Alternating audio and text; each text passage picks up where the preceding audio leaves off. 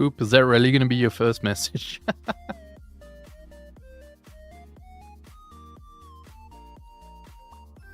So, hello, HTC.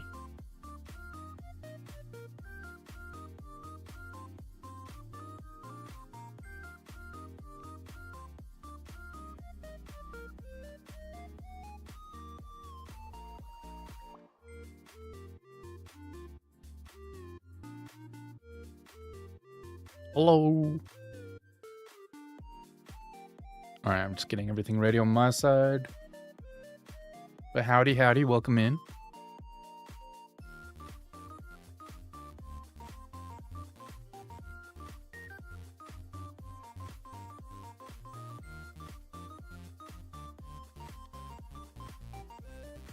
Morning, Cam. What's up? It's so cold in my apartment. And right now, I went grabbed a blanket quickly before starting stream.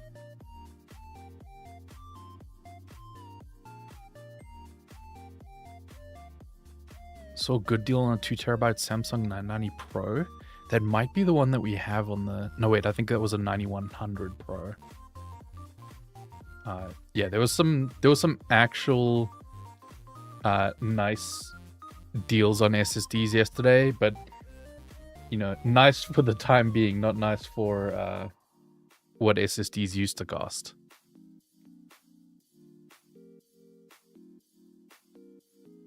I feel like your weather app is a liar, Cam. It's lying.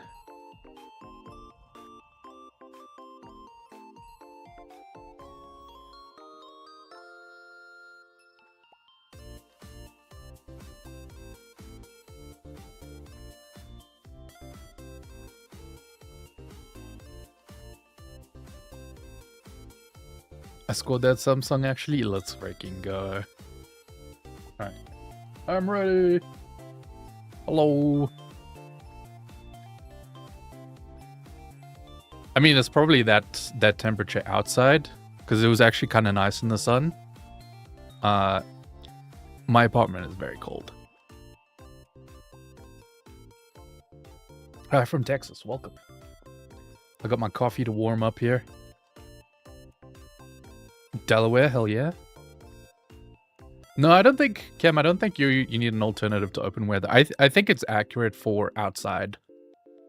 Because like I said, when I was in the sun just now, just before stream, I stood outside just to, you know, stand up for a bit and get some sun in for the day. And it was nice. It was warm in the sun. But yeah, my apartment is definitely not built to keep the heat in. So it gets a little chilly in the winters.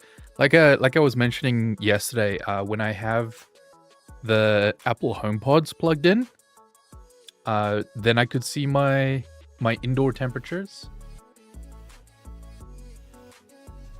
For the time of year, I expected cooler. I mean, it does, you know, vary. It has not been consistent temperatures at all.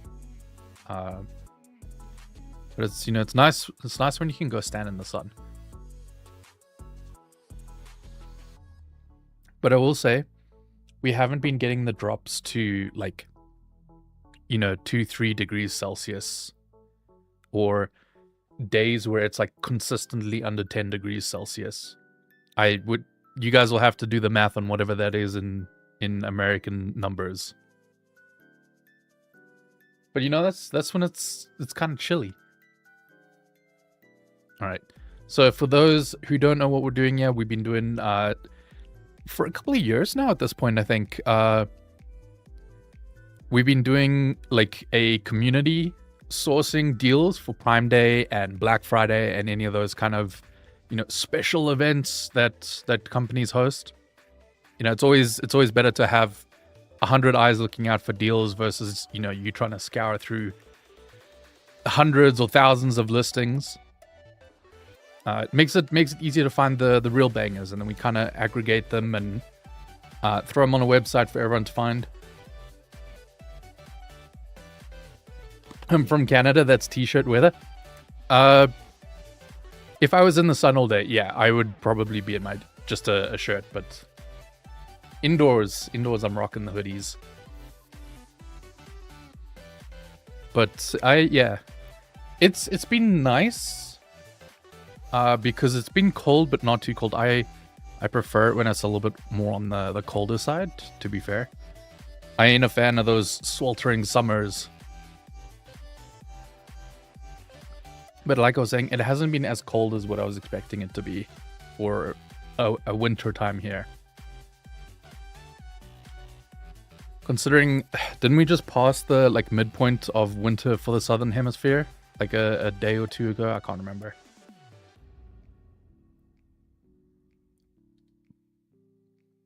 Look at that. I got some stuff accidentally hidden. Show all categories. All right, so this is UFD deals, UFD.deals if you guys want to check it out. We have our own little website here where we aggregate the deals, display them for you guys. You can use this to sort of check what you're looking for. If you're looking for monitors, you can go and browse just by monitors. We had, let me find it now. We had a banger deal on an OLED yesterday. Please tell me it's still live. Here we go. This Acer Predator. 26 and a half. Let's just say 27 inch, 1440p, 240 hertz QD OLED. That was only going for $315. That is ridiculous price. I think this was one of my favorite deals. That it was found by EnvyNo1, one of our community members. My house doesn't have AC, so when it hits 30 degrees Celsius, it's hell to game on my PC. Exact same. Brett and them, when I was streaming consistently from home for the UFD Tech Twitch channel, in the middle of summer, it was hell being in my room. Like, it was so hot. It was so ridiculously hot. What's up, Innerlight? You made it on time this time? Yeah. Welcome in. But yeah, if you guys wanna check it out, we have UFD.deals, and if you guys are feeling so inclined, let me move the little Spotify thing here. We have a submit a deal button in the corner here on the top right. We had a couple of good community submissions yesterday. But if you submit a deal and your deal gets approved and put on the website and everything, then you earn bonus points into our entry for our PC giveaways over on Twitch at twitch.tv/UFD Tech and /UFD Music. That's 2 channels, 2 giveaways. I can show you here. This is UFD Forge Beta. It's our new PC builder that we've got going here. But in the community tabs, you can keep track of our giveaways over here. On UFD Tech, the Twitch UFD Tech, we've got this Pro Art PC giveaway. AMD Ryzen 9 7950X3D, GeForce RTX 5080, 96 gigs of RAM, which is still a nutty amount. And then over on the UFD Music channel, which you can hear UFD Music playing in the background, we have another giveaway with an RX 9070, a Ryzen 5 7600, all in that cool FLP02, the floppy. Very cool retro looking case. I love it. Will a 5070 Ti cause a bottleneck with the Ryzen 7 5800X? Speaking of things like that, you can go onto ufdforge.com. You can see here, we've got a couple of starter builds.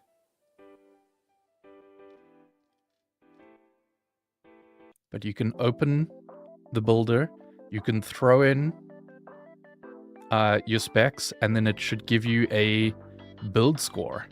So if you want to check out your build and see what you would like to do next, it can give you recommendations. It's still in beta, it's still not going to get everything 100%. But you can see whether or not your system is balanced, if you've got more of a GPU bottleneck or a CPU bottleneck. And then if you want to, do 1440p gaming or 4K gaming, you can then use this to tailor things. So say we had this build here, we wanted to push it more to 4K gaming, then you can go upgrade existing. Yeah, I was showing the initial thing.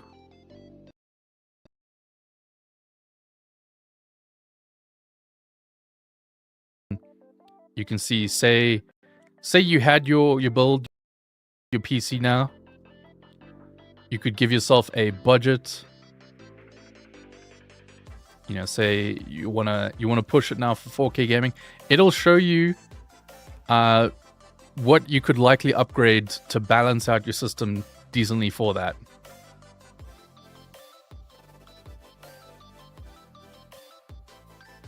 Based on the parts that you already have.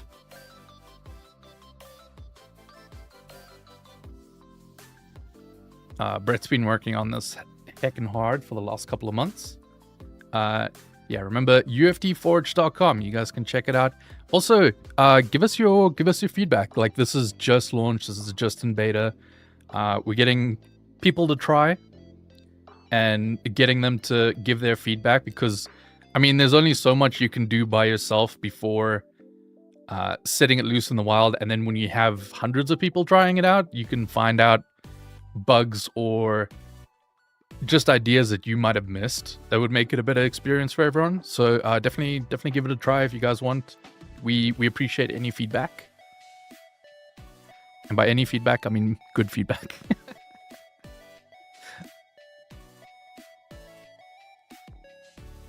Hello everyone. Hey yo, welcome in. Any good deal on laptop for less than 1K? Let's see what laptop deals we currently have active here. So these are all just above 1,000, except for the 2 MacBook deals. But if you're not looking for a MacBook, these 2 here seem to become the closest to the 1,000 price point. So MSI Cyborg 15.6-inch screen, 1440p or 144 hertz. I'm not sure what the resolution is just from this. But we're looking at a Core 7 250H RTX 5070, which pretty nice. 16 gigs of RAM and a 1TB SSD.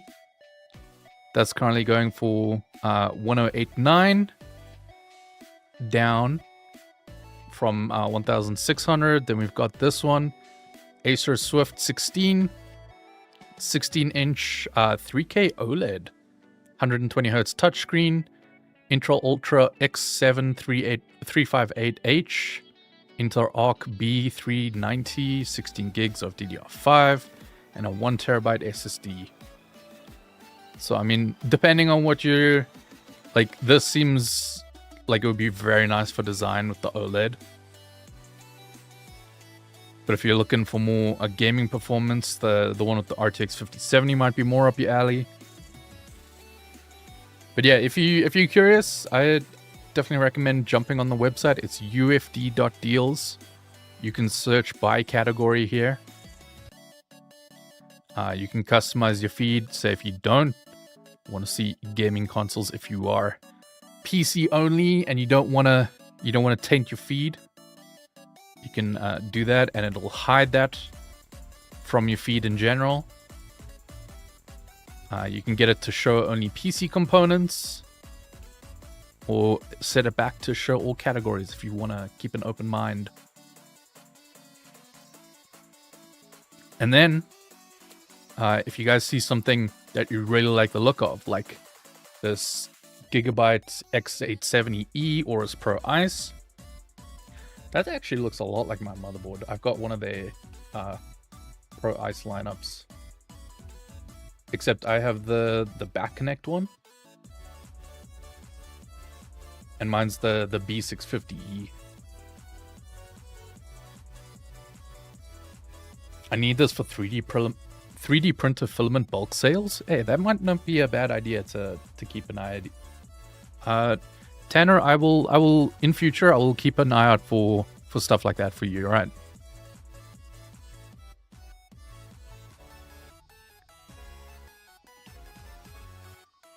All right. So if you see here, build a PC around this.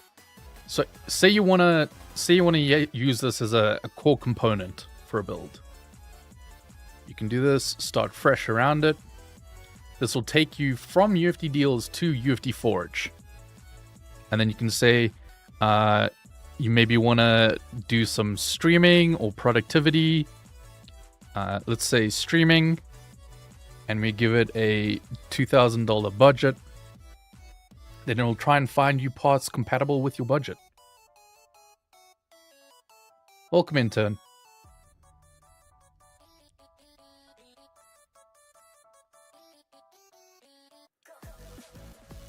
Then you can see it's giving us build. We can add all suggestions, and it'll show you a rough outline of what performance you can expect in certain games.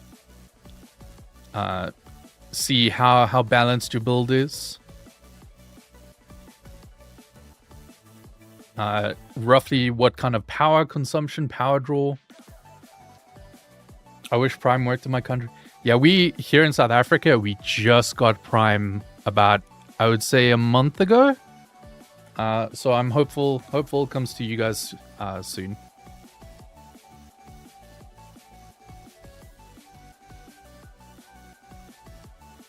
You can see here, and then you'll get little recommendations, like if you want plus 80 FPS, you can substitute this for this. You know, it'll change up your budget a little if you want to be a bit more flexible with that. Great feature. I know what I need for gaming, but I'm clueless for workstation stuff. Yeah, workstation is still, I would say, one of the weaker aspects of the website so far, simply because getting details, like a lot of the stuff has to be very in-depth specifications to make this whole seamless setup, and workstation stuff is a little bit harder to get details around, so there might be a few recommendations here or there that are not quite up to spec, but that's why we're also getting community feedback for this. So people can, you know, Brett has been working on this since like December, November-ish. He's been putting in the effort for this, but now it will take a bit of community feedback to find the loopholes, because I mean, if you've been staring at something for months at this point, a lot of the times stuff can fall through the cracks. Eventually you stop seeing the stuff that should be obvious.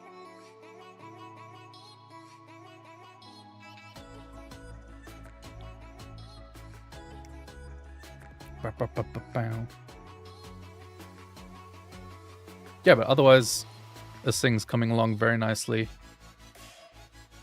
We want it to be sort of like the PC community's go-to. You know what I mean?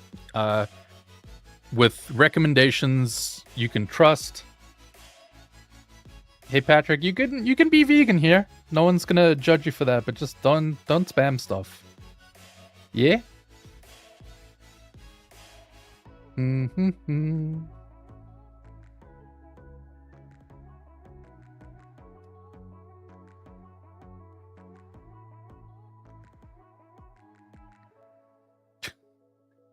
I don't even think Patrick is a real person.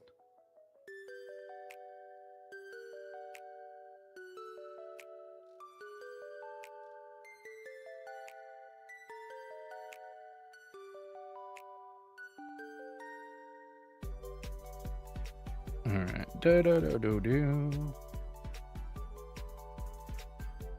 Sorry, Patrick, you're dead to the world now. Alright, so yeah, we're going to be checking out deals today, especially community sourced. Is UFD Forge for USA people? I mean, it's for US people if you would like to go through this to get links directly to the product, but anyone can use it to kind of get recommendations, but you would then, you wouldn't be able to just click a retailer of your choice from there. You would have to then, look for it locally. And then also because of that, because local prices differ,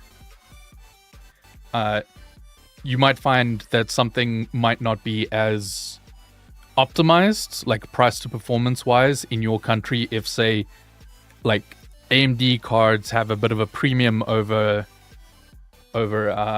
other brands in your country, because like that kind of variation can happen from country to country, especially with how your country deals with shipping and imports and all that stuff. Then the markets will change.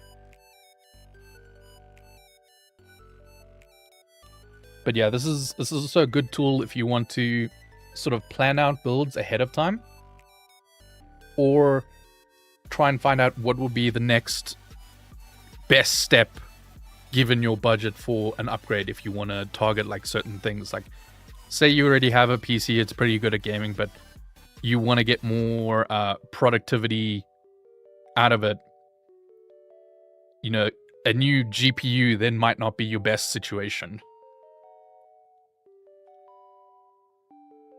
How nicely brands do conversions too? Yeah, that also changes from country to country.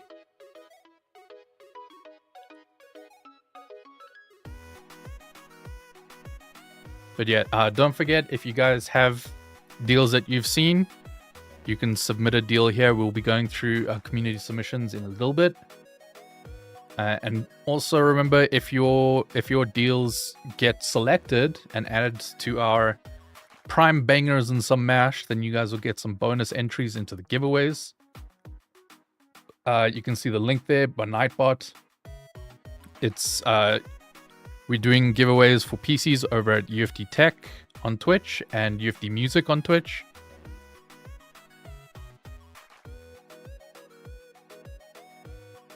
Sorry, I'm trying to finish this coffee before it gets cold because it's getting cold real fast. I'm looking at getting an AMD card to replace my 3070 Ti to try out SteamOS. Hell yeah. I was literally having a conversation with a friend yesterday. They're also looking to get rid of their Nvidia card just because they want to try out SteamOS like now. And they've been on Nvidia. They've been on Team Green for a hot minute, so it's a little bit scary for them. Need a prime deal on a cup warmer? You are absolutely right. I want to know, how sketchy are those USB mug warmers? Because that just sounds like it's gonna cause a fire hazard. Are video games allowed in deals? Yeah. No, anything tech related is allowed on deals. I'll be sad to pull the last EVGA card I could ever buy out of my rig, though. Oh, man, frame it. If you're not selling it, frame it. I get it. I miss EVGA graphics cards, I'm not gonna lie.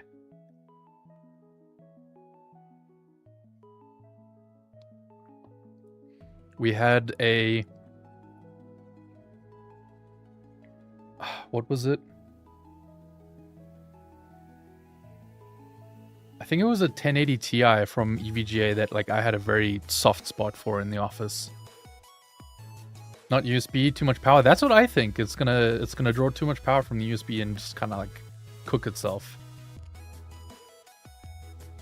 You're live at 4:18 a.m. PST. Dang. It is 1:18 p.m. here where I am. Fire is good for keeping the coffee warm. I didn't think of that. I didn't think SteamOS, Bazide could be the best way.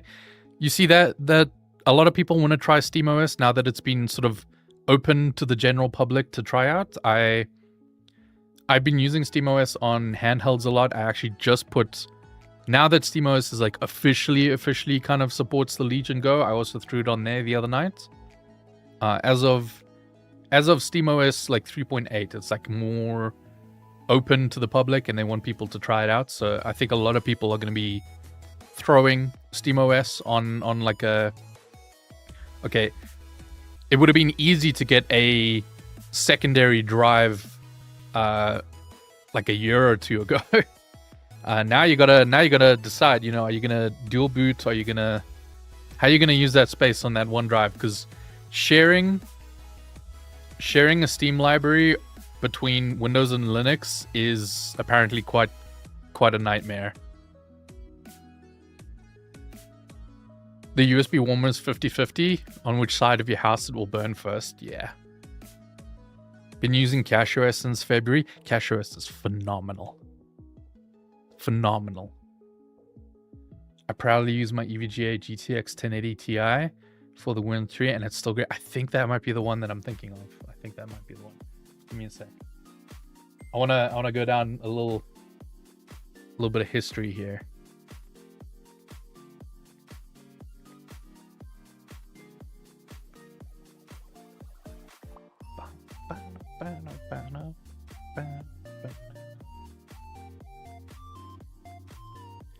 Oh man, just looking at the stuff makes me miss EVJ a lot.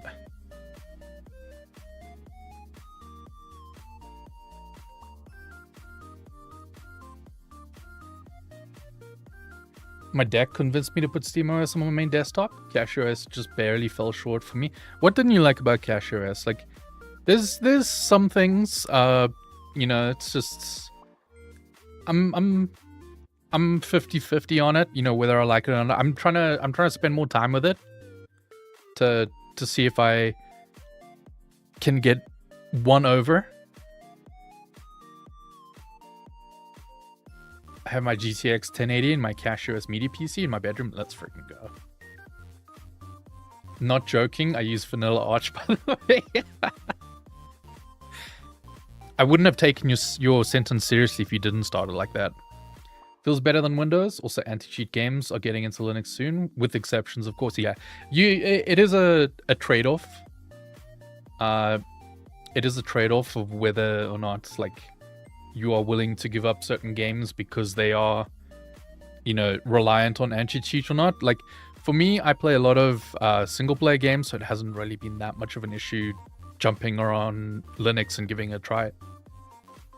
But I have friends who all they do is play stuff like Apex and PUBG and Counter-Strike, and okay, Counter-Strike works, but yeah, if you know what I mean, it basically every game that they play is a competitive multiplayer game that relies on some form of anti-cheat, and that's why Linux is just not for them.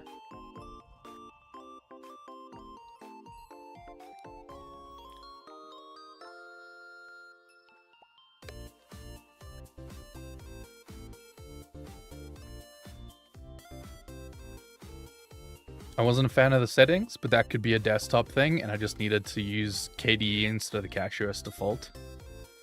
Yeah, I've been distro hopping a lot recently. I will say I think I do like KDE as a desktop environment probably more than anything else. I don't hate GNOME. GNOME's been pretty alright. There's a few that I haven't enjoyed as much. Did you see the GTA 6 pricing? Definitely not a Prime deal. Isn't that supposed to be out tomorrow only? Officially? Because if you're talking about the leaks, I've seen there was a retailer that leaked it, but then there was also a very reliable leaker who was like, yeah, that's not what it's gonna be. So I'm, kind of up in the air of what it's going to be. CacheOS is like Arch, but you get all the flavors at once and can choose any depending on your choice. Think of it as a much better alternative to boot. That's the thing. CacheOS has been almost like a flawless experience in terms of compatibility with stuff. You heard it here. Reese hates GNOME. No, I like GNOME. GNOME was my second favorite. That's the thing. The kernel isn't an issue. Desktop environment and compositors change how stuff actually feels. Yeah, I agree with you. I had no problems with how CacheOS runs. It just one of my gripes about CacheOS is it feels very gamery in how it looks and is presented. And that might not have been what they were going for, but it's just kind of giving off like it's like not even like it's a brand. It gives off this vibe that it's trying to appeal to gamers, and I don't know if I necessarily am the target market for that.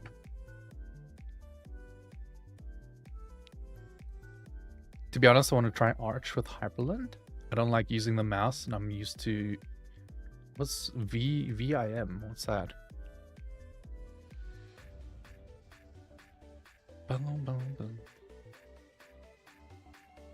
Go ahead, it's gonna be worth it.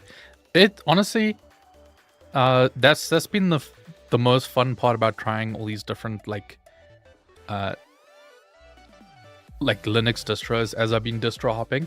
I know some people are like, just pick a reliable distro and get into customizing. But the thing is, I was distro hopping to see and get an idea of what there is that could be customized by seeing how differently each distro approaches things. And then I could, I could go back to one eventually and be like, this base distro worked very well for me kind of thing. For my specific hardware, let me now go back to this and customize thing with what I now know I want things to be like. You know what I mean? Because a lot of times before you start customizing, you don't know what you're looking for or you don't know what you want because you don't know what it's capable of yet.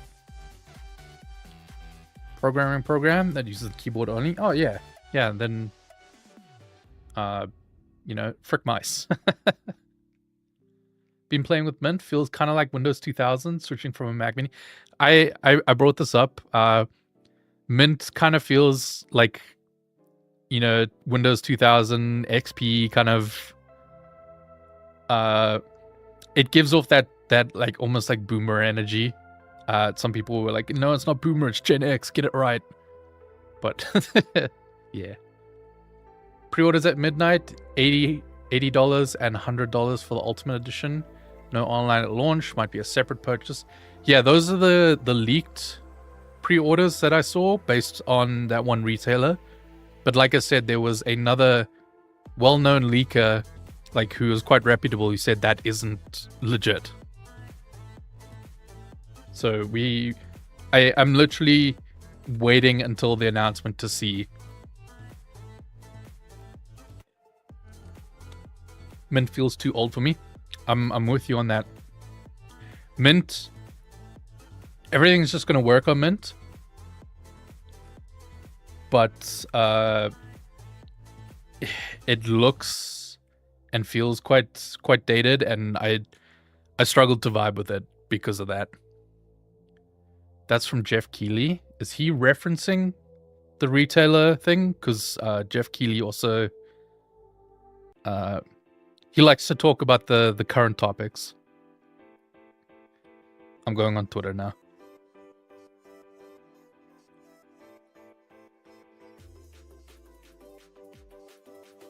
Jeff Keighley confirmed the prices. Oh.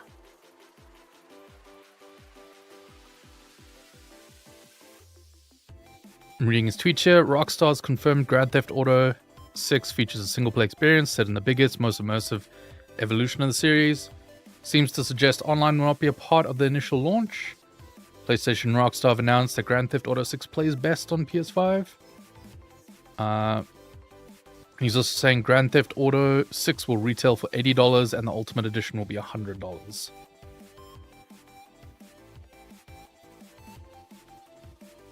Okay, he says, I've been sent this information directly from Rockstar Take-Two. Those are the prices.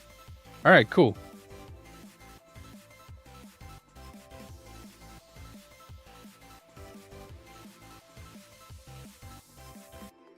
I'm surprised the Ultimate Edition was in the same price as FH6 Premium Edition.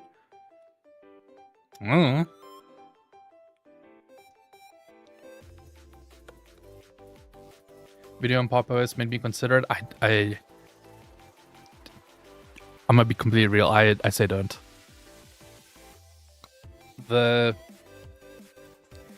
Pop! OS ran okay. The desktop environment that it comes with, Cosmic, is kind of bung. If you replace it with another desktop environment, then yeah, I'd say go ahead.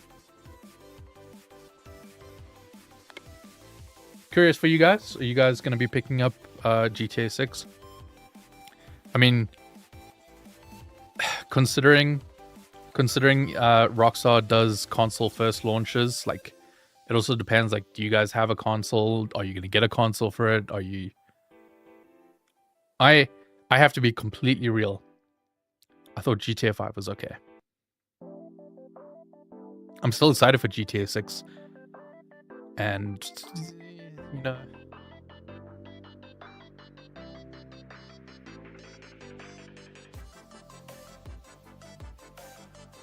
No. It's definitely gonna be a wait for reviews kind of game for me. I know a lot of people are going to be excited, and it's probably gonna hype things up. I haven't owned a console in years, so no. I have a PS5, but it's just been literally sitting for years at this point. I genuinely cannot think of the last game I played on the PS5.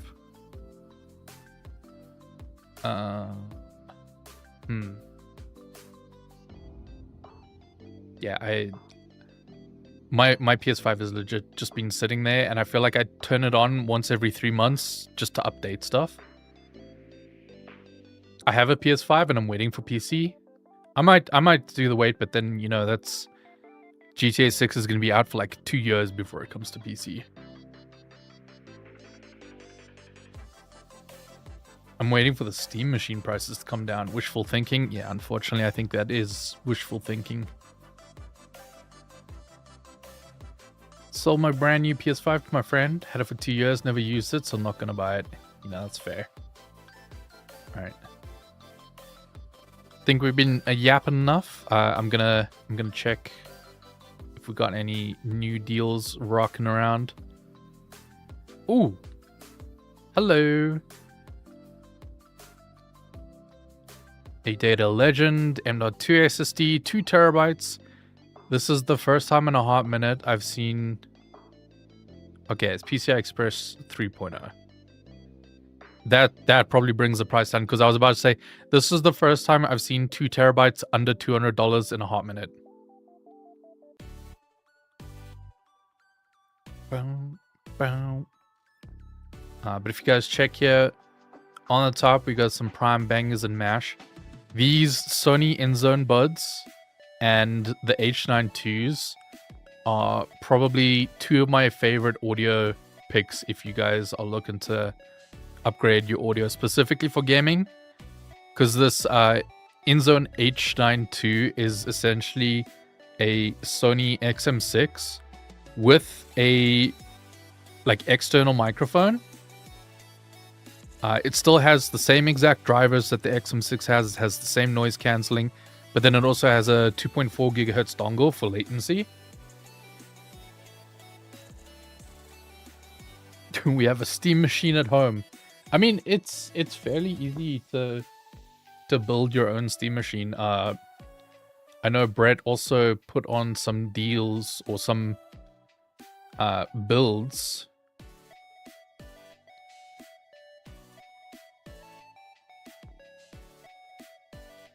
That he was putting together that are basically Steam machines. I'm not sure where on the website they are though.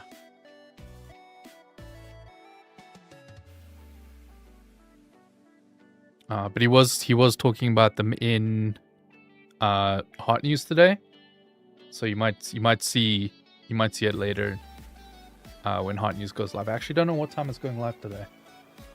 How's it, brew? What's up? What's up? How you doing, Trickster?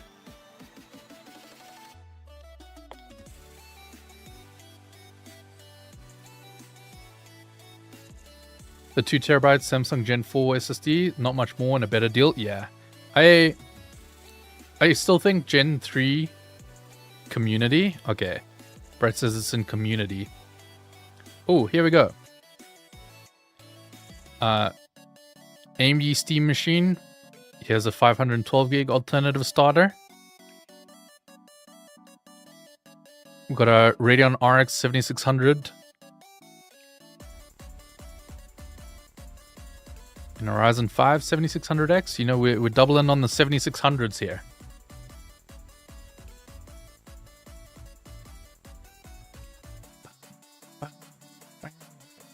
I haven't looked. Can you build a Steam machine that's faster, cheaper than the real deal?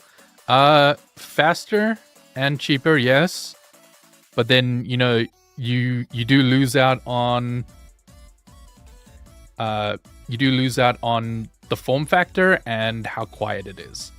You know, it's a lot harder to convince mum to put a PC by the TV and ruin her decor than it is to, you know, hey, can I put this little this tiny little box like this size here on the under the TV kind of thing. You know what I mean?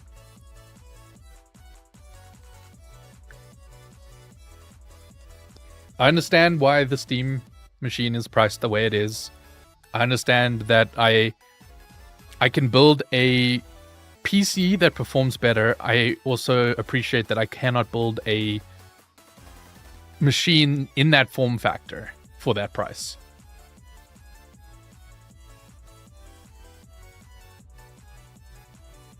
I should go to sleep. Yeah, I mean, if it's 4 a.m., why are you awake? Go to bed. Prices still have not decreased much. Yeah, on a lot of things, unfortunately. I game on PS5 daily, and my Switch on various Macs. On my Switch and on various Macs too. My PC's a potato with current prices. Doubt I'll ever spend for a gaming PC in the now hideously overpriced gaming PC market. I have to agree, I'm probably playing more games on my Switch right now currently than I am on PC or PS5 or anything like that. And that's just my personal preference. I think it's with like how busy I am in a lot of things, it's easier to just boot up a game for an hour while I'm lying in bed on my Switch kind of thing than it is to, you know, now be here at my PC after being at my PC all day for work. Whew. When I'm yapping a lot, I have to burp all the time. It's awful. Don't think I could recommend the Steam machine to anyone, to be honest. Even my old 3060 Ti performs better. That's the thing. Like, can I recommend it for a desktop replacement? That one is a little bit harder because if we're talking about like putting it in a desk environment, I could just as easily put a PC roughly the same price. Like Brett's got these builds here. You know, it is budget in some things, like the case where we're rocking the Dealmaster Masterbox, which you see this is the budget build staple, but it comes out under Steam machine prices. But you know, if you wanted something for your desktop, I would much rather prefer like building a system to run SteamOS on. But if we're talking like a living room PC, and you know you have to get it to fit in that living room space, and it's gonna almost exclusively be used on a TV, then either like a console, like a PS5, or if you are set on getting a PC environment, like maybe as your secondary, then I could see the Steam machine being better for that particular use case, even though it is a harder sell.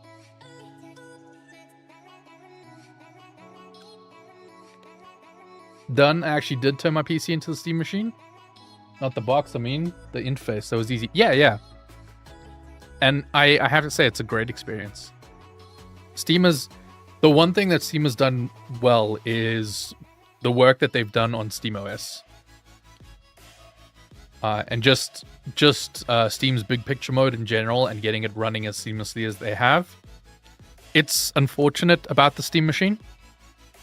I know they wanted to target more of like a $750 price point, and it's unfortunate, but like they've probably been working on the Steam machine for like half a decade at this point, and you get so far, you get close to the finish line, and then something happens like the memory crisis, and it just skyrockets price. So it was kind of like a now or never situation. I think they tried to wait it out and see if prices would go down, and they're just not. So, you either got to launch with the semi-custom chipset that you had worked on for these last couple of years and just bite the bullet on the prices of memory and storage and all that. Because if you wait even longer, what is now already a somewhat dated system just becomes more dated.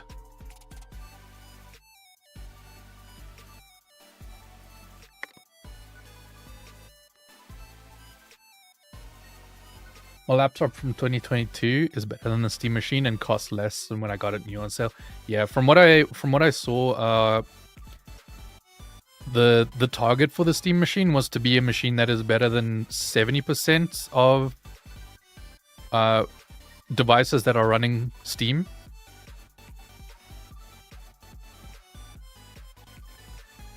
And that's probably what they came to the conclusion with AMD, is like, here's our semi-custom APU that will get you to that like 70%. Is Brett still on SA? Yeah. I mean, he lives here. Performances and everything. The fact that it will be preset settings for the hardware is a huge plus. Yeah, I wanted to bring this topic up too. With the Steam machine being out for a bit, a lot of developers will be able to optimize it the way they optimize for like consoles and stuff like that, because it's a set sort of hardware. Talking specifically about the Steam machine, not Steam OS in a broad sense. And when people have a sort of lockdown system that they can optimize for, they can kind of squeeze blood from a stone.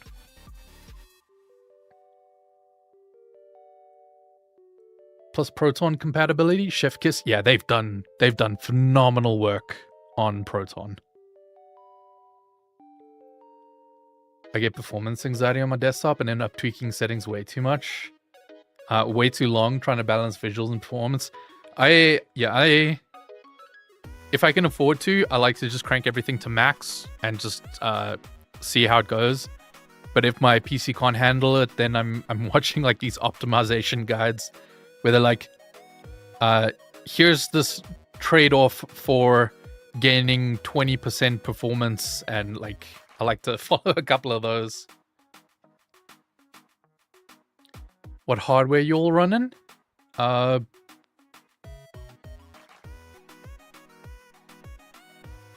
His ZA setup is goated? What? Oh, I'm confused now. Brad's asking, what do you know about the setup? What hardware are you running? I have two PCs here. So I have one PC that's the gaming PC that is running a 9800 X3D and a 4070 Ti. And then I have a stream PC over here, which is actually the beefier system. That is running a 270K Plus and a 5080.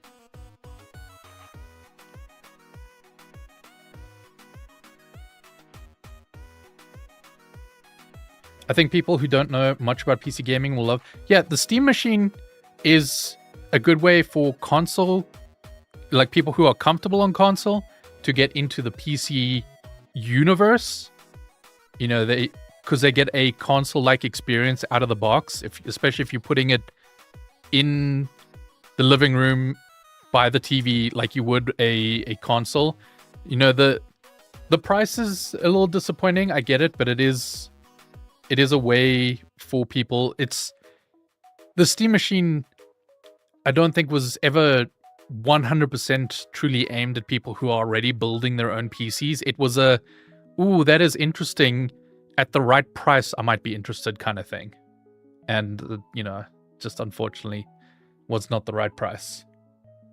But I can't fault Steam too much for that, considering I've been watching the prices because of deal stuff. closely for like the last year, 2+, and just seeing the trends, I got worried month after month that they delay, just seeing stuff go up, and I'm like, it's got to be now or never. And then when I saw the price point hit over $1,000, I was like, I kind of always knew in my heart it was going to hit over $1,000 because of the way the market was. It just hurt to see the official confirmation, you know?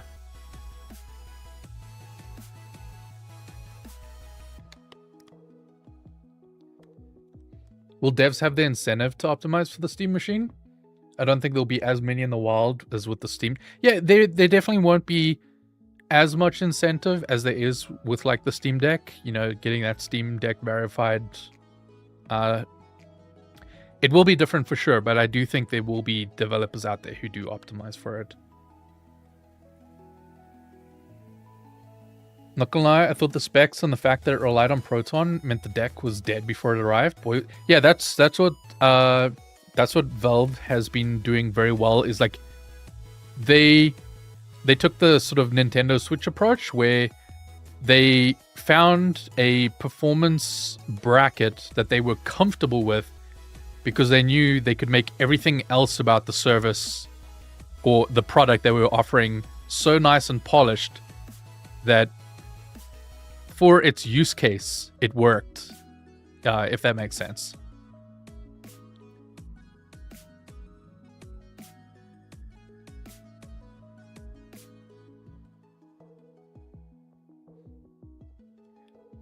I just noticed, I'm guessing those are two different monitor models because those look like monitor model SKUs there.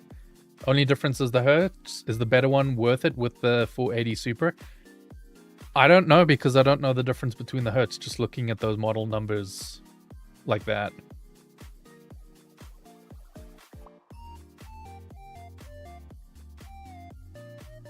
Yeah, it's completely on the devs whether or not they're gonna optimize for that.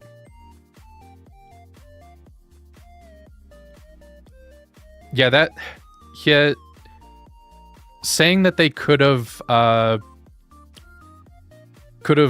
subsidized the prices is Steam was very clear about it. They were never going to subsidize the price of the Steam machine because that would have locked down the system. They would have to have locked down the system to use Steam only, and they were like, we're not doing that. This is an open system, so we're not going to lock it down. Therefore, they cannot justify, you know, eating the cost.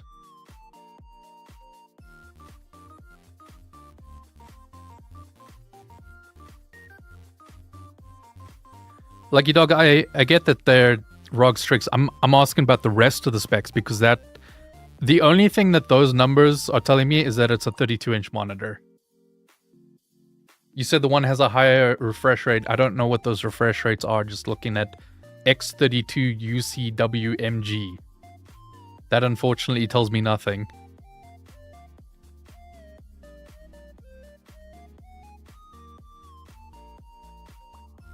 Alright, Brett had some other builds here. With an alternative to the 2TB Steam Deck as well. This one's rocking a 9060 XT, which a hell of a lot better. I see you also went for 32 gigs of RAM, which is a nice big step up from the Steam machine. 2TB drive. Same Cooler Master.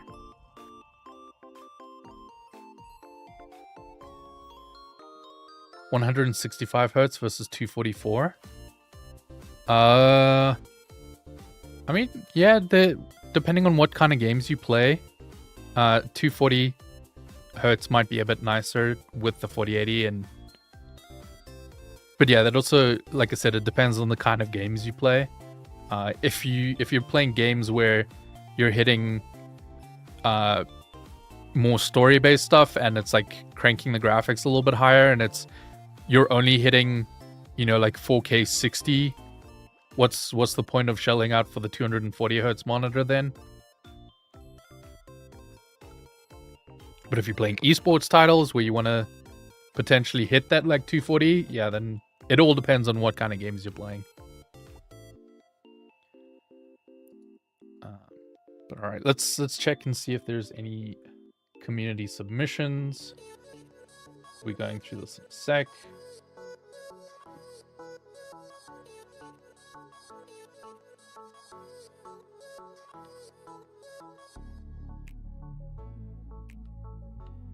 All right, don't forget, guys, if you go onto UFD Deals,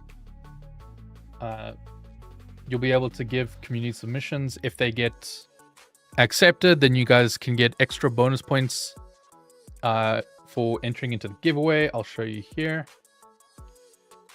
If we go on to uftforge.com and under the community section, you can see our 2 giveaways that we're doing here over on Twitch. Twitch.tv/UFDtech and Twitch.tv/UFDmusic. Over at UFD Tech, we're giving away a Pro Art PC with the Ryzen 9 7950 X3D, RTX 5080, and 96 gigs of RAM, which still nuts to me. Then on the UFD Music side, it's a less crazy than 96 gigs of RAM. But we got a RX 9070, a Ryzen 5 7600, and I think it has 32 gigs of RAM.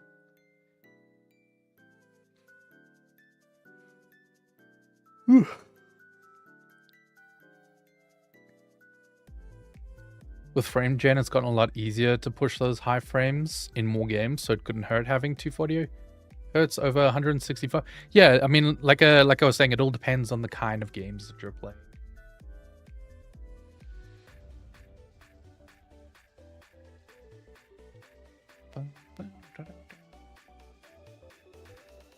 Alright, just checking something quick.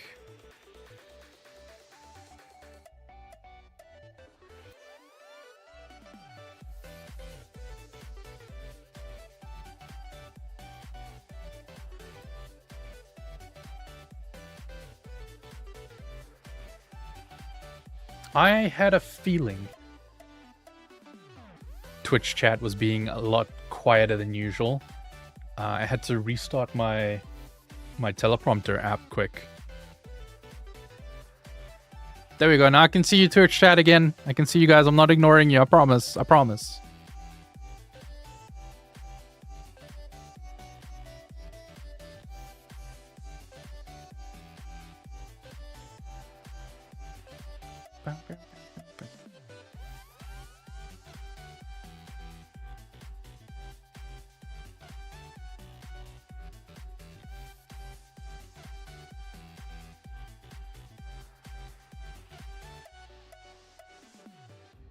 Let me pull up our community submissions here. We'll have a look. You guys can judge them with me. We've got this Gigabyte B650 Eagle. Eagle. We have to be nice about reseging. No, you can be mean. I'll just destroy you in Twitch chat though. It's M5 motherboard. Currently going for $123.49. Usual list price is $179.99, but let's check our price history quickly to confirm. So yeah, $123 currently. Average, using this price history that we've got here, average is around 140. It's been sitting at 140 for a long time, jumped to 150. Scrambled around, and now it's jumped all the way down to, it was 129 and now it's 123. So yeah, I think this one I'll throw in this. This one was submitted by Hose. Hose has been on a warpath finding like actual decent deals that are like properly on discount. It's not letting me see the UFD Music giveaway for some reason. Are you on the UFD Music like Twitch channel? Because if you go to UFD Forge and you go to community, then you should be able to click through. There should be links there that'll take you through.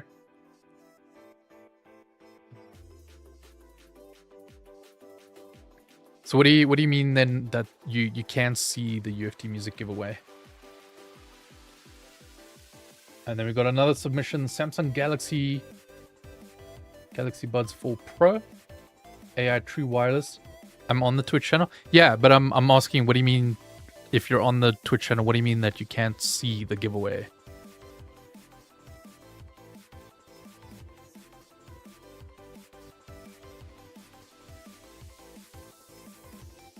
Hey, look who it is. Oh, is your name Hose or like Jose or like what? How do I say your name? P.S. You got mentioned in the Hot News episode today. I went with Hose. I'm sorry if it's wrong.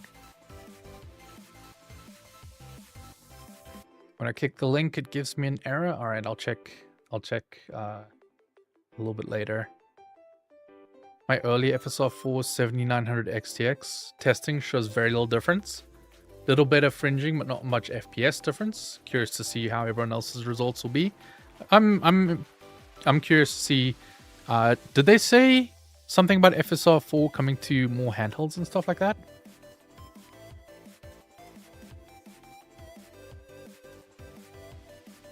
Stream Elements is showing an error. Oh, Stream Elements might be down currently. Alright, so we've got Samsung Galaxy Buds 4 Pro. Let's check our price history here. It has been a very stable, consistent $249.99. Dropped down to $240, back up to $250, and now it dropped to $210, and then it dropped even further to $200. So I think that's a winner. Didn't see any handheld news. It's looking like that on this one too, so it's a Stream Elements issue. Yes, it looks like Stream Elements might be down, unfortunately.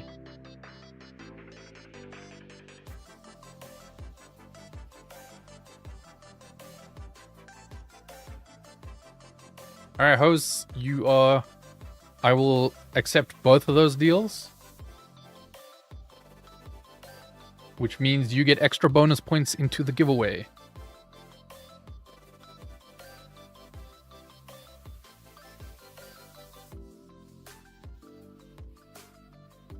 I'm nervous about what the Steam frame is going to cost. Me too, friend. Me too.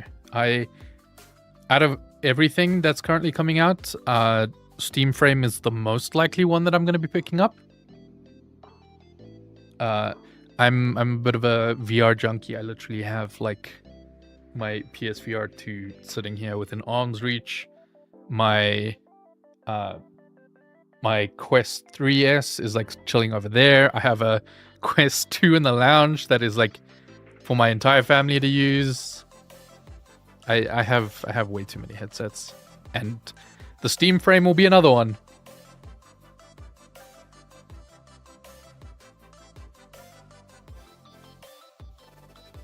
I hear diminishing returns start after 120 hertz. 240 definitely feels smoother, but it doesn't feel 2 times smoother. There is definitely diminishing returns. Like, I know a lot of the esports players are more adamant that your diminishing returns kick in after like 360 hertz, but I think for the average person,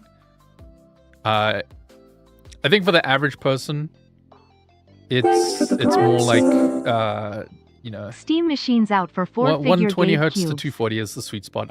That's why with my OLED monitor I got a 240 hertz, because I'm like, I'm not even gonna notice. I'm probably gonna run it on 120 hertz for a lot of things. Depends on your specific set of eyes. Yeah, I think if you are used to like high fast intensity games, you get more used to seeing the differences for things like that. 200 hertz versus 144 hertz. Are there 200 hertz monitors? I don't think I've seen any in a hot minute.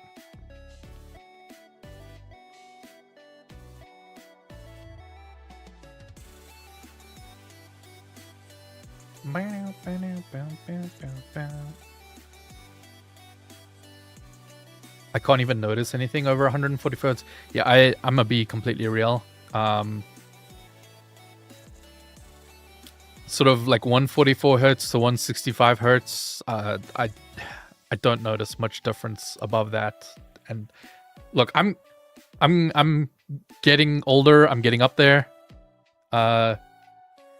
I'm very comfortably in my 30s right now. I'm not the gamer I was in my early teenage years, in my early 20s.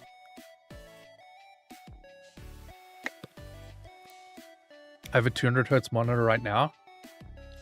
It's 1080p, 0.5 milliseconds, and 200 hertz. It's weird. Weird. I haven't really heard of a 200 hertz monitor. Done my submissions. Fingers crossed. All right. Hell yeah. I'm just going to do some admin on the back end while I yap with you guys. Ba-da-da-da-da-da.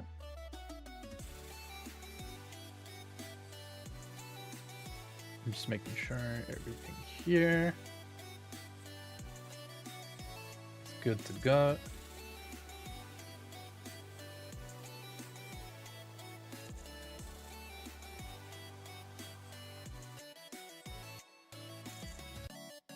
Making sure that's all good.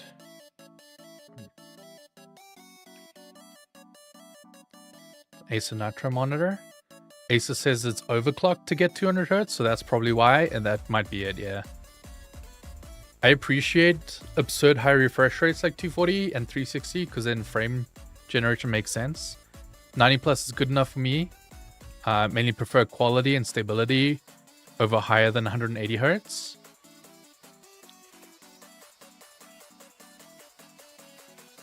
Also 25 inch or 24 inch. I gamed on 1080p 24 inch monitors for a good couple of years before I switched to my current setup, which is I have a 27 inch 2K 240 hertz. It's a glossy OLED here, and then here is a 27 inch 1440p 120 hertz IPS like Thunderbolt monitor. That's like more like work productivity monitor. I don't want to have spreadsheets and stuff that's like static on the OLED monitor for too much. I struggle to see anything beyond 120 hertz. I think like 144 to 165 is where I stopped noticing it personally.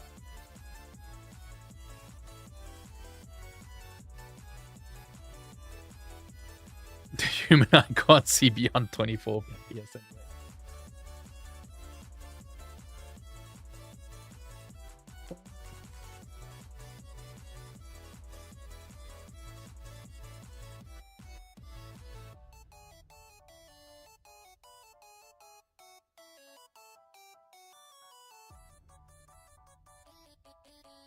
Pulling up more submissions from you guys.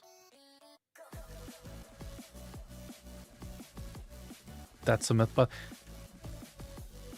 refresh the UFT deals main page. All right.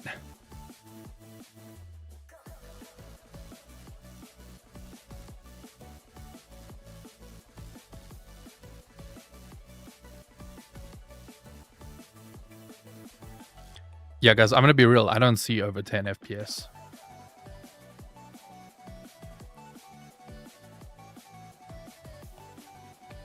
What the hell is MTN Disney texting me?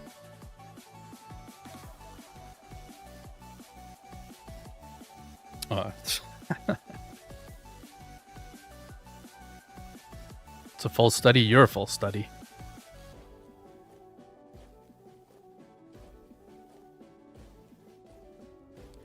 .240 hertz will probably reduce eye strain even more than 144 hertz for long sessions of scrolling through text.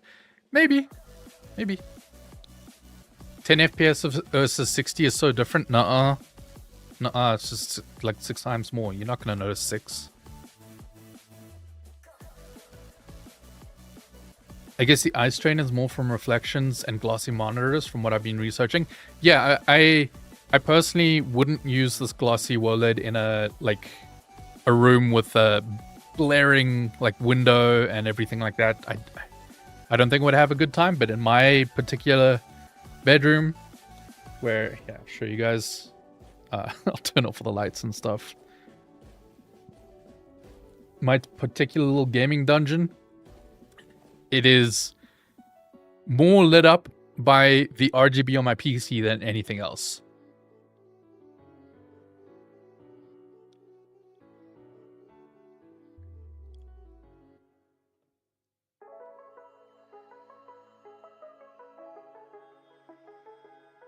Yeah. Brett's right. You're the one trying to gaslight us. I can't notice above 48 FPS. Blame my senses, but I'm not drunk. See? This guy gets it.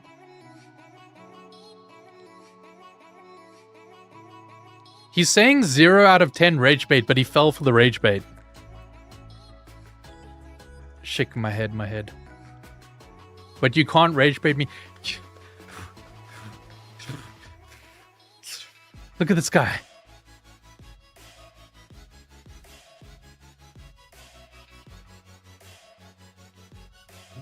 Let's have a look here.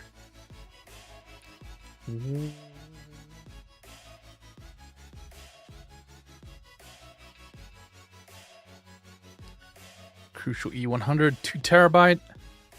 Got a Gen 4 drive with a little bit of an extra code. What does the extra code give us? Let me just check something real quick. I gotta do that.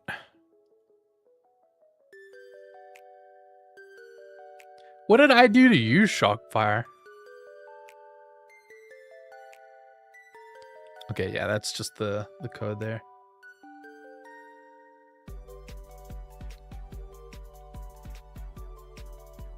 "90 Hz monitors are sold to offices a lot for less eye strain than 60 Hz for this reason." Yeah, I did notice office monitors, at least like at a baseline, are now starting at sort of like 75 Hz minimum instead of 60.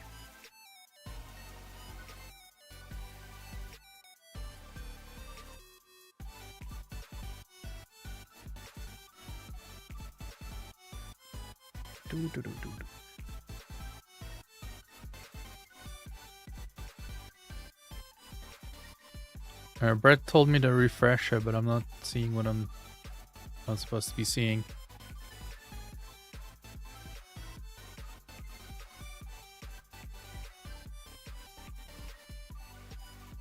"60 versus 75 is barely noticeable." Yeah, but it probably does help over a long workday kind of thing.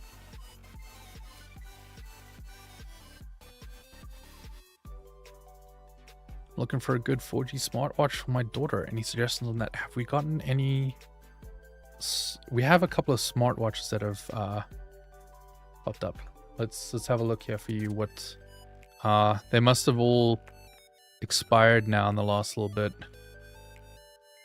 Oh wait. Instead of saying smart, let's just have watch. That would probably be a better way to search for things.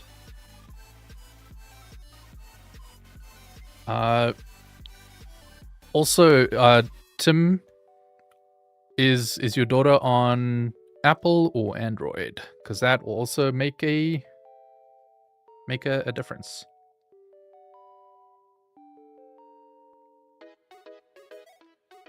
Sorry, refresh again. It's at the top. All right. Let me just open a new tab so we don't lose our watches here.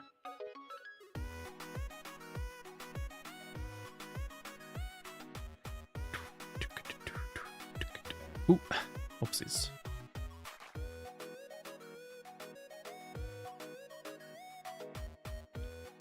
I do like some gaming mice.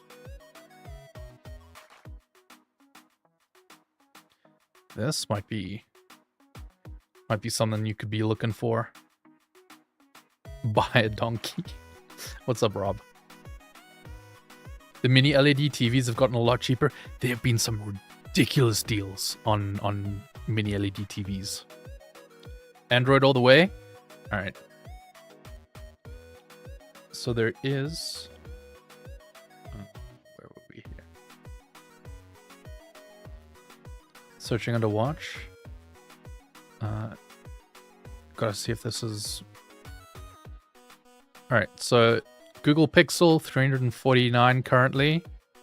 Down $100. This seems to be an LTE model. Samsung Galaxy, down from $649 at $375 essentially. That seems to be an LTE model. This one is probably just a different colorway. No, I don't see anything about LTE on that. But yeah, I definitely Definitely recommend checking out ufd.deals. If you want to check, you can search over here. Oh, hey! Look at that! Look at that! You guys can click and watch now. You know, if you weren't clicking and watching now already. TLDR, the Fitbit Air can act as a band for almost any watch. Is the Air the one without the screen? Because I kind of like that thing, at least for tracking biometrics. There's sub 400 OLED on UFD deals. Good stuff. Yeah. We had some banger OLED submissions, especially yesterday.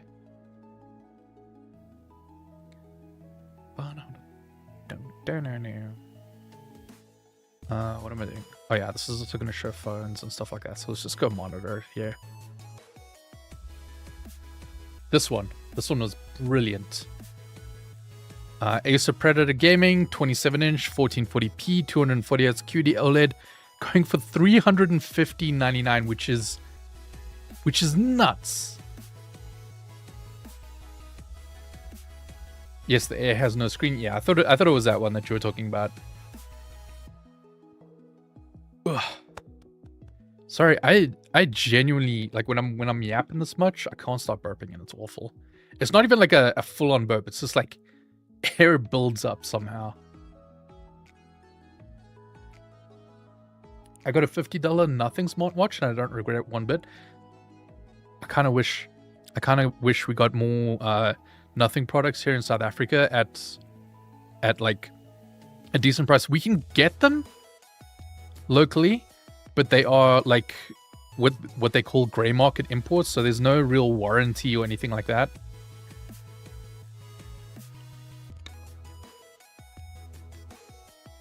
I'm all over at the website, that is. Tell Brett to keep it up. Yeah, Brett's been doing a great job on this. Look at that, guys. We got a little live meter. I like that. I like that a lot. Yeah, 240 hertz honestly is such a sweet spot for me. I don't even play any games that reach that 240 hertz, but knowing I have the little extra headroom just kind of makes me happy. A lot of people wear their fancy non-digital watches with it. Oh. So you can just have it like with your normal watch, and then you have the Fitbit Air to track all your vitals and stuff like that. I agree, 240 hertz is goated, absolutely.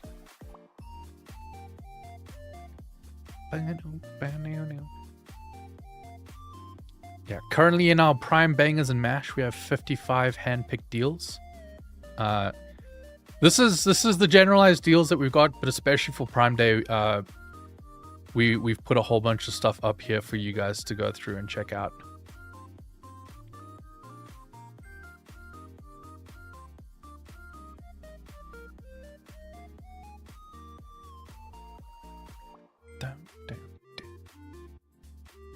The input latency advantage is always there, even if you aren't hitting 240 hertz.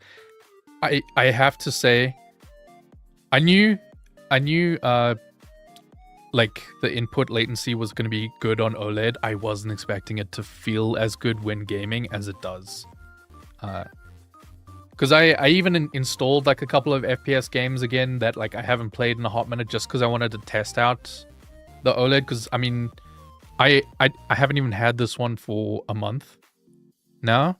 Like I really waited for a good deal here in South Africa, because OLEDs here have always been overpriced. We get like extra import fees on like all our we get extra import fees on like all our electronics, so it does push up the price of a lot of things. So our deal, the deal I got on this monitor is what is on sale MSRP wise in America. So it's like, if I can hit American MSRP, that's a deal for me in South Africa. I just googled the South African dollar and it said it was the rand, and infected my phone with a crypto scam app. What do you mean? How do you get an app on your phone from Googling something. Are you what? A, you're lying, or B, what the frick kind of sketchy ass Google are you using?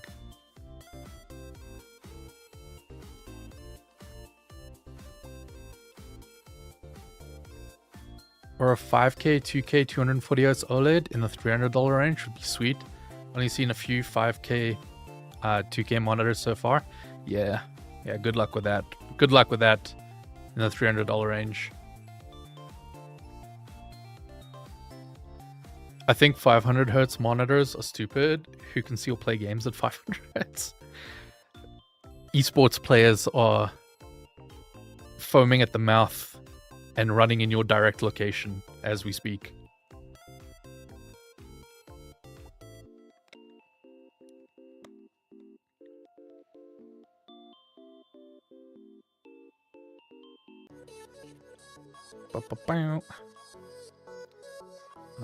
But I'm actually quite happy with like some of the deals that have been popping up for Prime Day.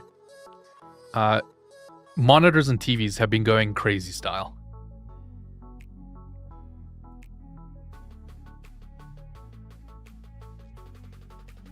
But if, yeah, definitely recommend for you guys to check out ufd.deals. You can customize your feed here if you want to exclude some stuff if you don't care about cameras and home security, or power and charging or whatever. Just like customize your feed, go through it, see if there's anything that like kind of speaks to you. We have our Prime Bangers and Mash up top. And also remember, you guys can submit a deal. We'll be going through them again now in a sec. But if your deal gets submitted, then you get bonus points for the UFD PC giveaways that we're doing. If you want to check those out, you can go over to ufdforge.com, and in the community section here, you can see our little UFD giveaways over at twitch.tv/UFDtech. We're giving away a Pro Art PC that has a Ryzen 9 7950X3D, RTX 5080, and 96 gigs of RAM. Over on UFD Music, which you're listening to currently, there's the FLP02, which is a really cool case. Retro styling, but inside it has an RX 9070 and a Ryzen 5 7600, and I think 32 gigs of RAM. Any mini monitors for like Discord chat? There is. I'll show you in a second.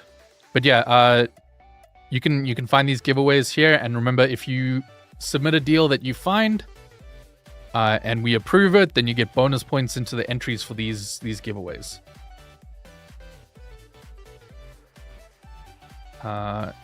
Here, let me go back to monitors for you quick. This Asus Zen Screen portable 1080p IPS USB monitor, $75.05 off currently. Well, not off, but that's where it's chilling at. Whew, I like me my mini monitors. Mine is over there.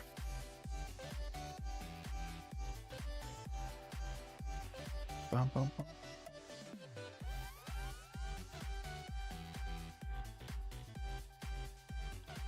All right, I'm gonna go top up my water and my coffee quick. You guys can watch the DVD screensaver for me. Make sure to let me know if it hits the corners. I'm also going to stretch my legs, go to the bathroom, and I'll be back in a couple of minutes. And then we'll go through the next batch of user submissions. Beep boop, beep boop.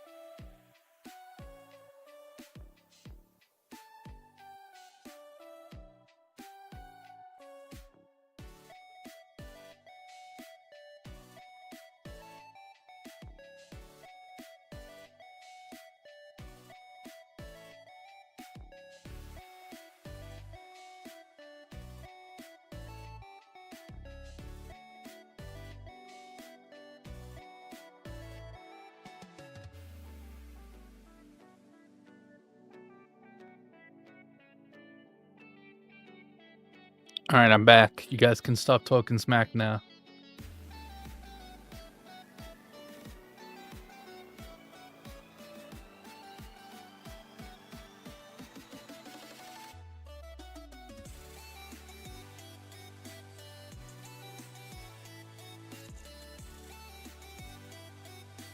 I didn't know my mic was on.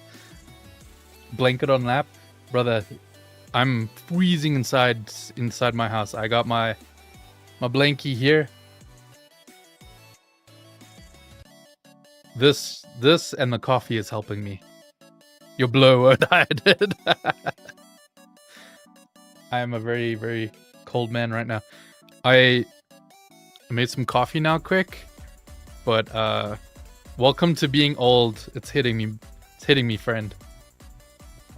I made coffee. No milk this time because I want my coffee to stay warm for longer. That's the thing about winter is like I end up drinking far too much coffee, and also my coffee just gets cold so quickly. Like I genuinely have to switch to decaf because otherwise in the winters when I'm cold and I just want that warm drink. How many hertz? A lot of the time these portable monitors are just 60 hertz. It's very rare to find something other than that. You can have this heat. It's 31.5 degrees Celsius right now inside and 34 outside. How about we meet halfway and like mix it?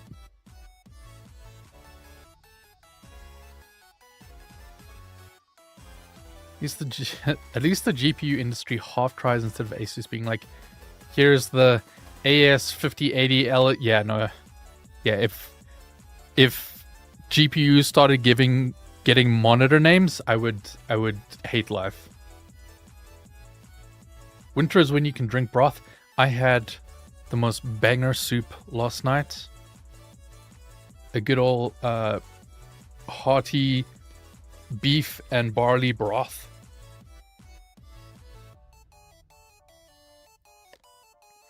And that was so nice when it's cold.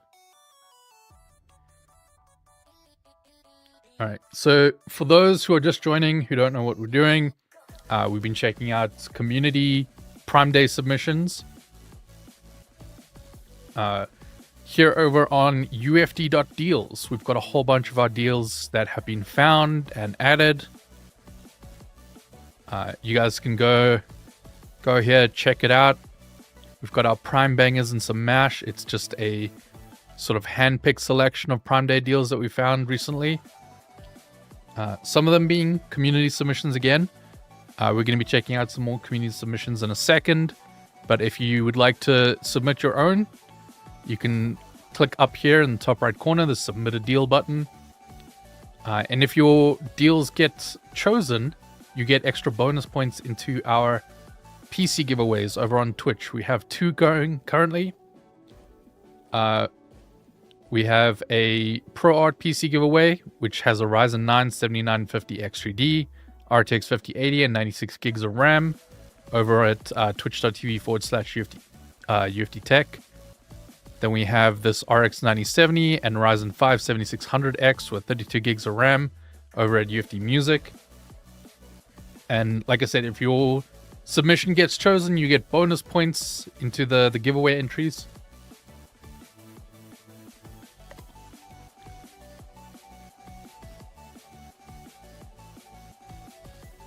Marius, if you would like, you could give our UFD Forge a try. So this is ufdforge.com. You could come in here into the upgrade section. You can put in your current specs for, roughly what you currently have in your PC. Give it a budget and see what it would recommend to get the most performance per dollar. Whether or not it would recommend maybe switching platforms to a newer CPU, or if dropping a more powerful GPU is going to get you the best sort of balance overall, depending on your use case. Because you can go here, say if you want to use it for 1080p gaming or productivity, depending on what you kind of want to tailor your build to.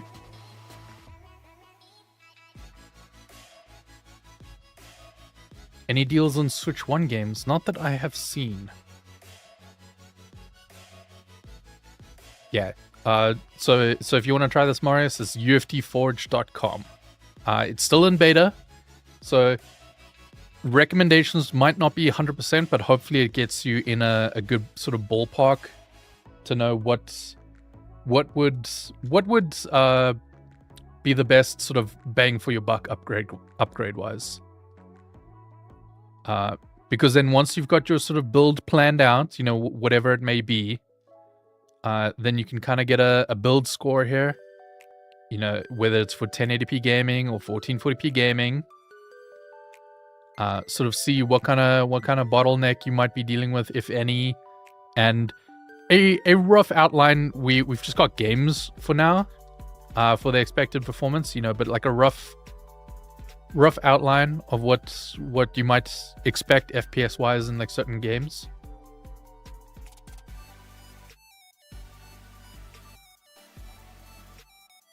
But yeah, we're looking for community feedback here on UFT Forge. It's uftforge.com if you guys want to check it out. Try it, see if you like it, see if you have any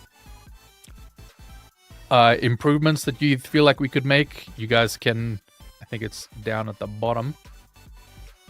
You can, if there's something on here that like you have in your build and you want to make a build around it, but you don't see it on the website, you can request a component. That'll speed up. We're slowly adding things as we not reading chat. I'm chatting. I'm busy explaining something. Ron, go sit down. But if you guys would like a component specifically, then you can request it. It'll bump it up the queue, because like a lot of stuff has to get added and like approved manually, because so many things have to like go into the data set for making builds that are compatible with each other, for like clearance reasons and power use reasons and all that. So it takes time. So if you want sort of your component specifically to get bumped up the queue, I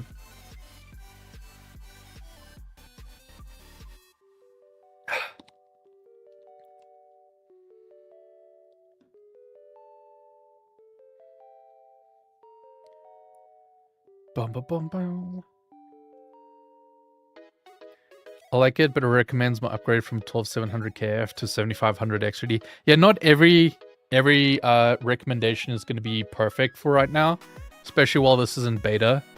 But as more things get added in, and yeah, once there's more components, some weighting can be done better for better recommendations for things.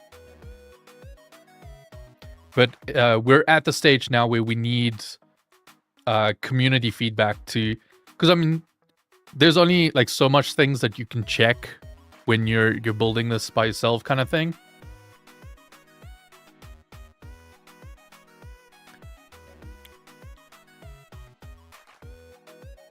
Do CPU upgrade recommendations take into account your motherboard? They should. But I think it will get to a point where it will recommend something that is on a different platform and a motherboard in your budget when you're trying to upgrade. If that will give you a better balance overall. Like I think there's a weighting system to it versus like it will try and keep you on the same platform to a certain point, but if your budget extends and going to a different platform will get you like a better balance overall, I think it will recommend that then.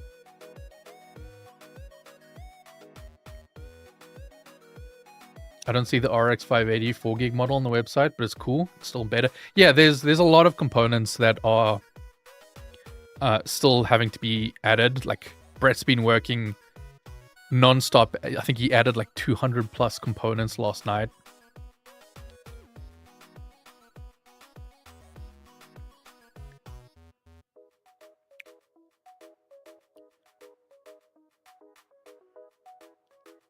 Ugh. Ouch. Should have stretched a bit more when I was up. All right.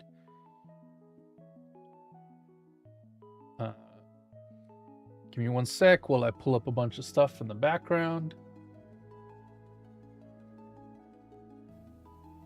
We're going to be checking some more community submissions.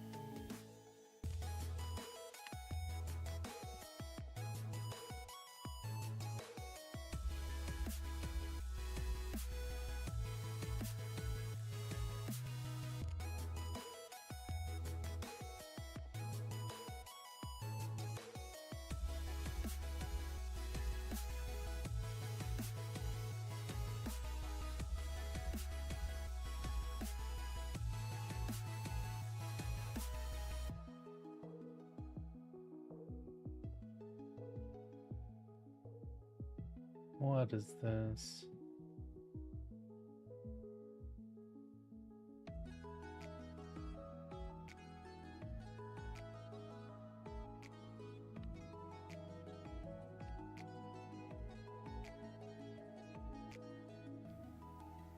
Good morning, Cretaceous Blues. What's up? All right. Here's our community submissions. We have something submitted by a coward. Coward. Because you didn't even put your name, so I could roast you. Soyo GeForce GT 740 low profile graphics card. Oh, look at that. 30% of the deal claimed at $54.99. Down from an average of $70. Guys, I'm gonna be real. There's a 740. If you look at our price history here, $60, $65, $70, now $55. But seeing as this was a community submission and you were too cowardly to put your name on it, goodbye, sir. Goodbye.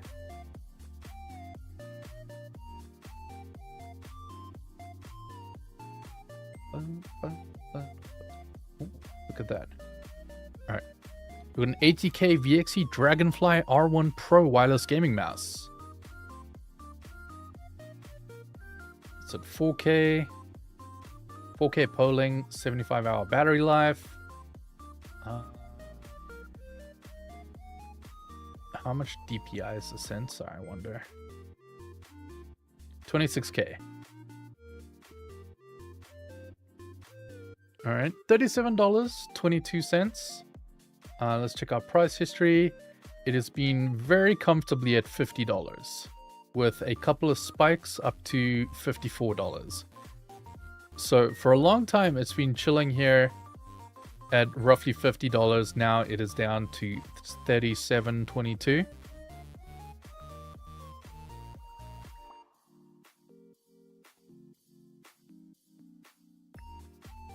How do you get to see what percent of the deal has been claimed? On Amazon, if it is a specific one of those kind of deals where there is a percentage to it, it'll usually just say it roundabout by the price. Yeah, Tanner, for the most part, they're kind of chill. I agree. I don't have any experience with these 80K mice. Does anyone... has anyone tried it? I mean, specs-wise, this seems pretty baller. A 4K polling rate with a 26K sensor. Wireless, 75-hour battery life for under $40 is kind of nutty. Yeah, only 48 grams, so it's a nice lightweight mouse. Not like those ridiculously lightweight mice that are like barely holding on frame-wise.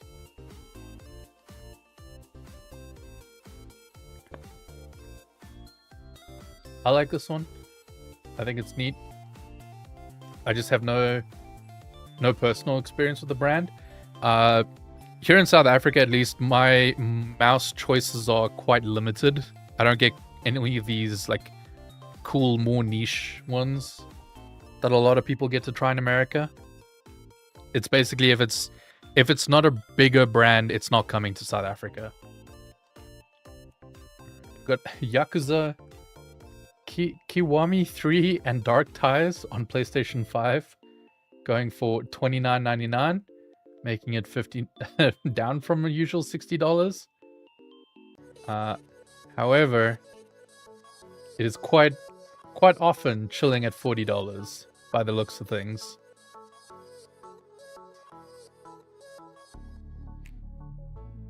Do we give this one a pass, or is this nah?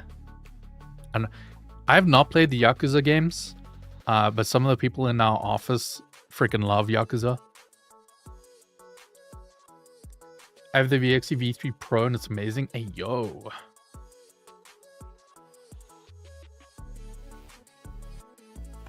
It's a great mouse for the price. Have one on my desk right now. Let's freaking go. I think this one gets, I think talking about the mouse now, I think it gets a pass. I don't know if I'm, I don't know if I'm feeling the Yakuza. It's only like $10 under what it's usually chilling at.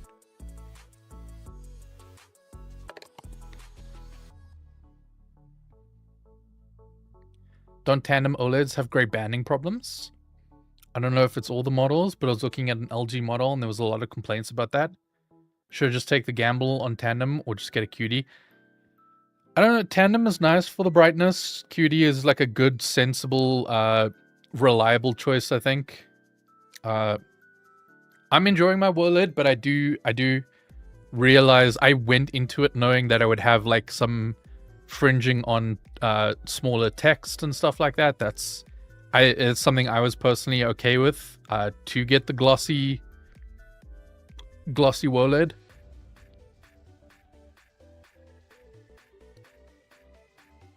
I'm using a random Ergo mouse from TikTok instead of my Logitech G305.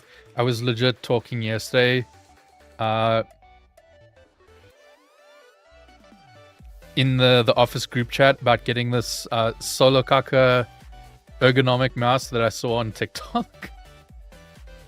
Because it looked good. I also like I like Ergo mice. I like vertical mice. Good game, but I got it for 10 new at Walmart. Yeah, I think this one gets a skip. Does UFD Garage go live too? No, not yet, at least. Honestly, the basic Lenovo stock mouse is actually amazing for just performance. I have not tried, but I do think the Lenovo stuff would be available quite easily here in South Africa. All right, then we have a Gigabyte 27-inch OLED. 1440p, 240 hertz. Currently at $350.99. Let's have a look at our price history. Was very comfortably chilling at $500 until roughly the start of May. Since May, it's been chilling at $400.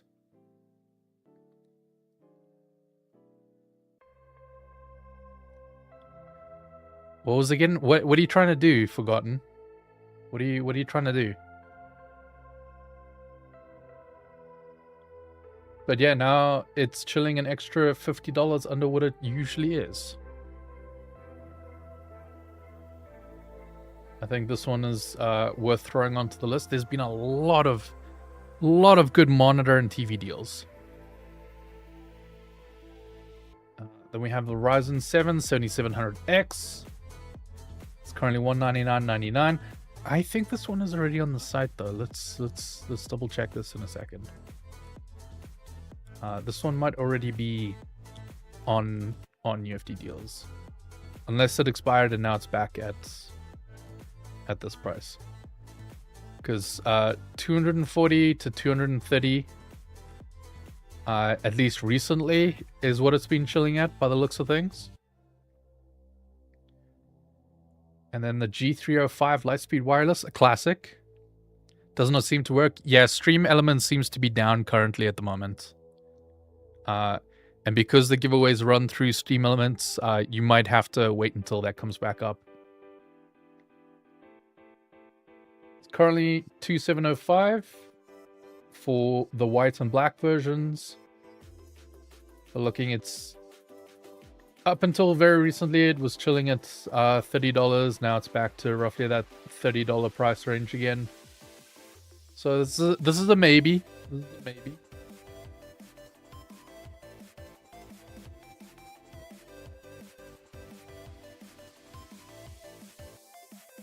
I think OLED is better if you can't control the light that gets into your room, as far as I know.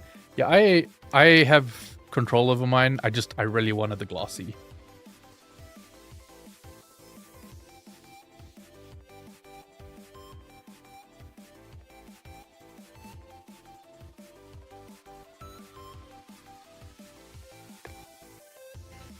Doesn't one of the OLED versions have worse burn-in?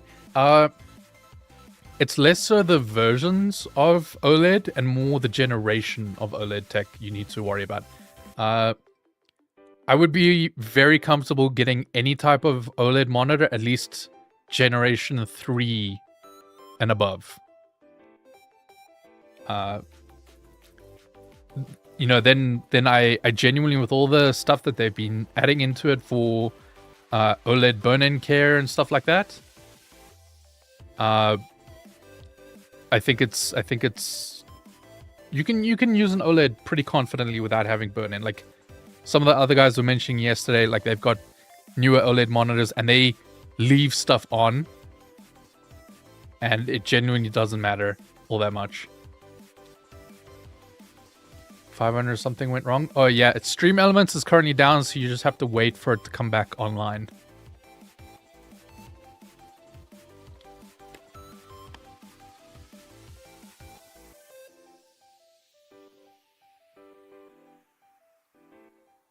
Banana.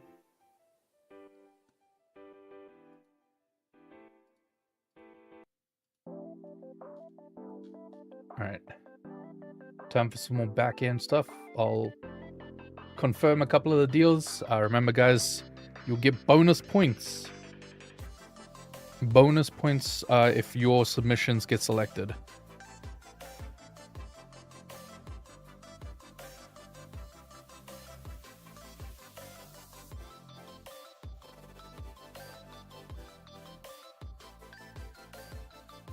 Alright, that one's getting rejected.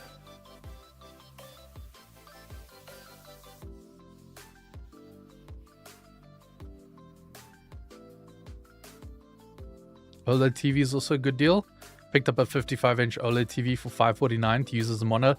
Let's freaking go. I've been tempted to do that, but it gets messy having multiple TVs in South Africa because like you have to use TV licenses to buy them, and I never had one that made me want to go through the paperwork enough. Because I have limited space on my desk, so a 55-inch TV would take up all of my free space on my desk.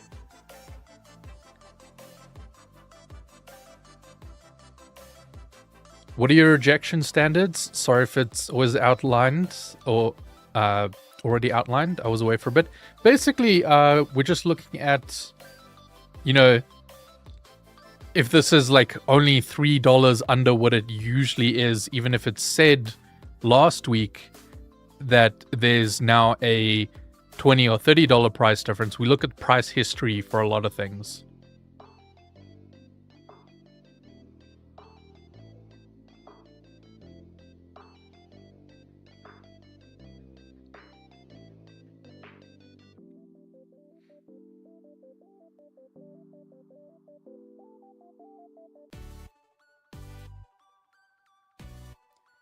I use an adapter and monitor arm to free up space. Yeah, no, I'm talking about that, including using a monitor arm for the TV. You know, like to get it off my desk, it would still take up all my like horizontal space. I wouldn't have the space for it. Alright, rejecting this. The coward who put the GT740 in here.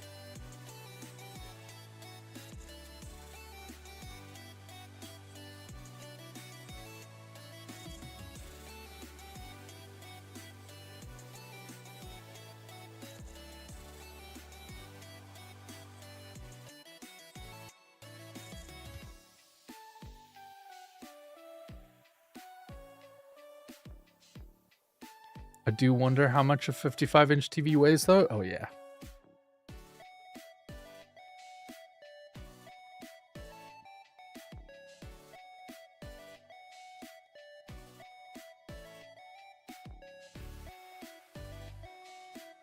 Okay. This one.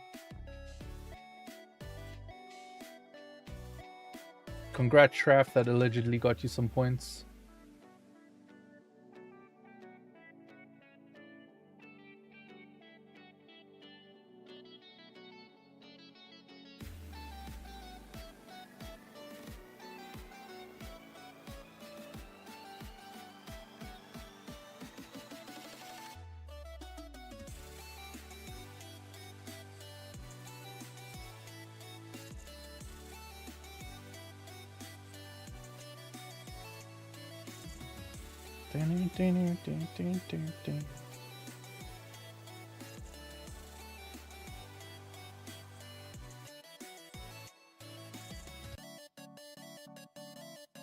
We've got an edgelord. Yeah, don't worry. I'd sent him to the Shadow Realm.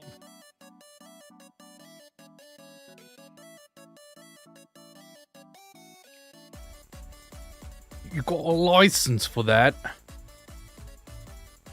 Yeah, in South Africa, you need a currently up-to-date TV license to purchase any TV.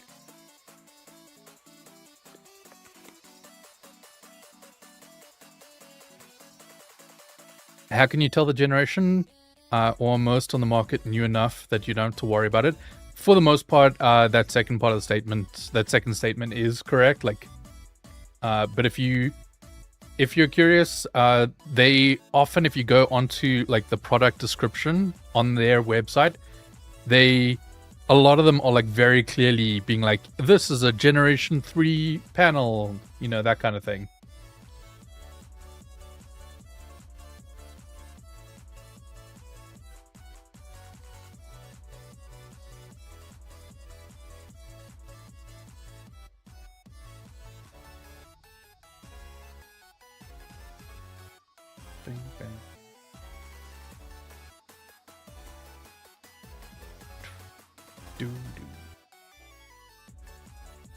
Sorry, guys, when I'm checking the back end stuff, I'm usually quite locked in here.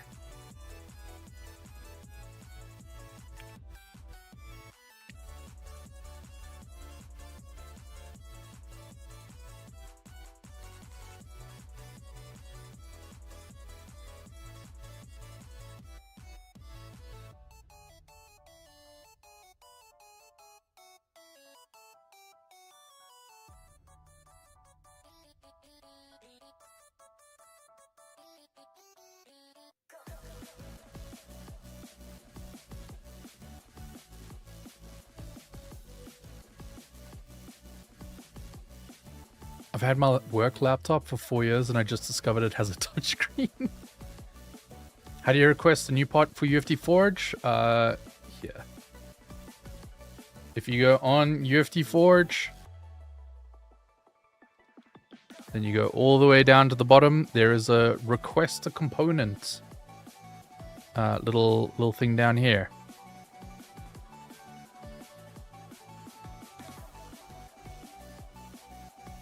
Uh-oh. Goodbye.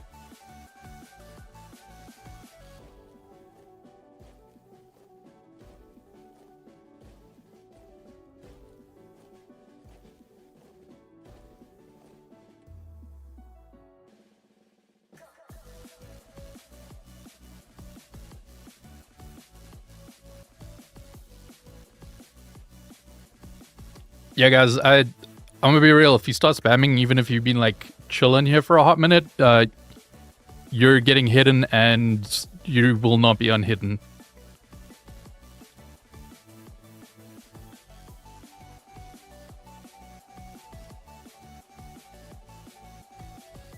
You're essentially in the Shadow Realm and no one will hear from you again. In the UK, we have to pay a license fee.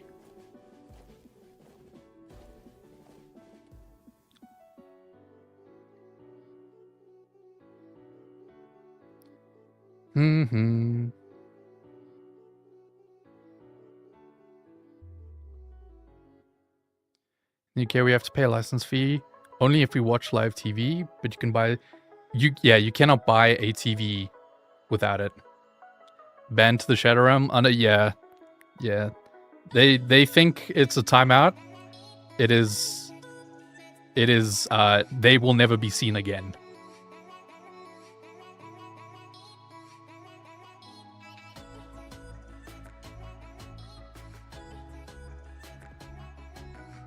Yeah, some of the other mods are a little bit more lenient with this kind of stuff, and they'll time you out. I will straight up murder you.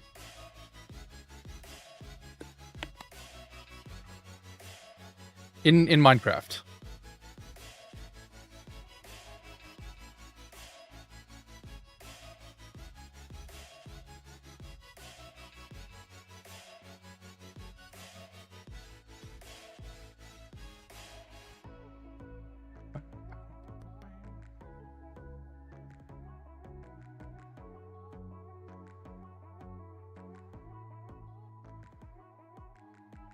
What's the logic behind needing a license just to purchase a TV? You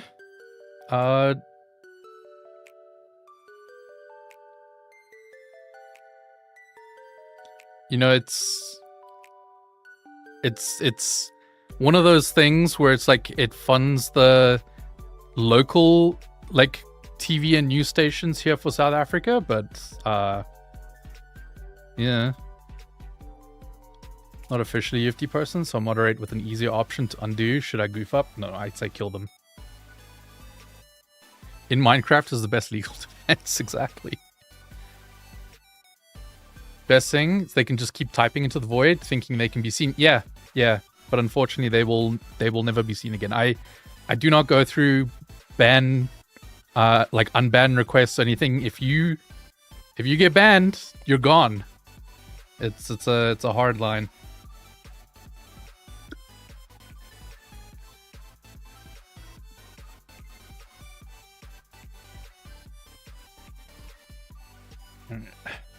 Back to working on stuff in the back end, but if you guys find any extra deals you want us to take a look at, we'll be checking them out again in a sec. And remember, if you guys get one of your deals that you've submitted approved, you get extra bonus points into the UFT Tech giveaways.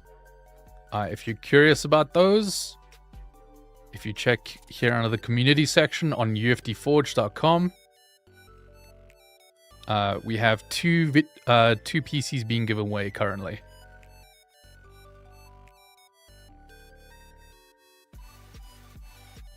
I'm pulling up some stuff.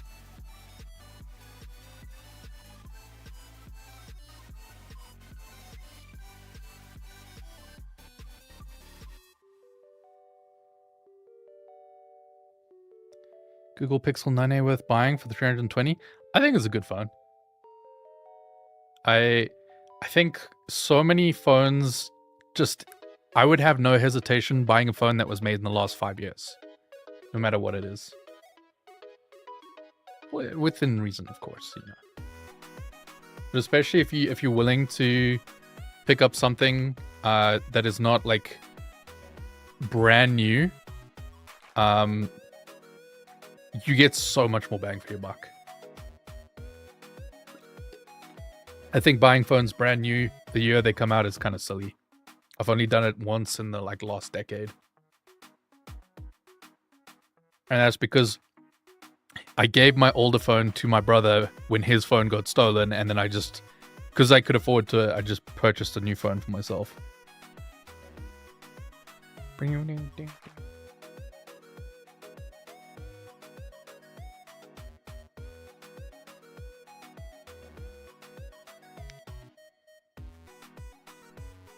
Do you take phone deals from Google Fi? What's Google Fi?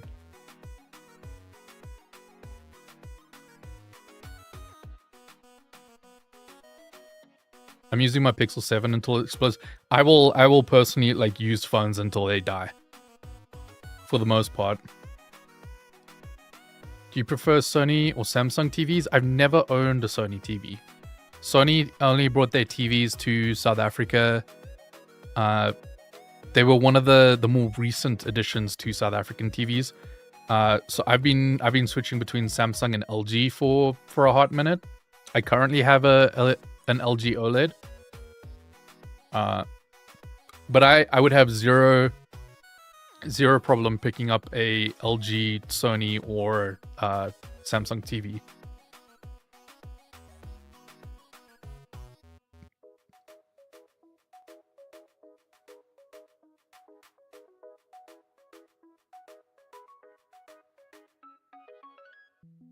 Upgrading your phone every year is something people do when the phone is more a symbol than a tool to use. Yeah, I personally don't see the point in upgrading every year. Are we automatically submitted into the giveaway if our deal gets accepted, or is another step? You have to go over to UFT Tech on Twitch and UFT Music on Twitch, and you have to enter the giveaways there currently. But Stream Elements, which is what the giveaway is currently run through, is it was down last I checked. It sometimes periodically goes down when their servers get overloaded and stuff, but everything should then add on eventually once that's all back up and running.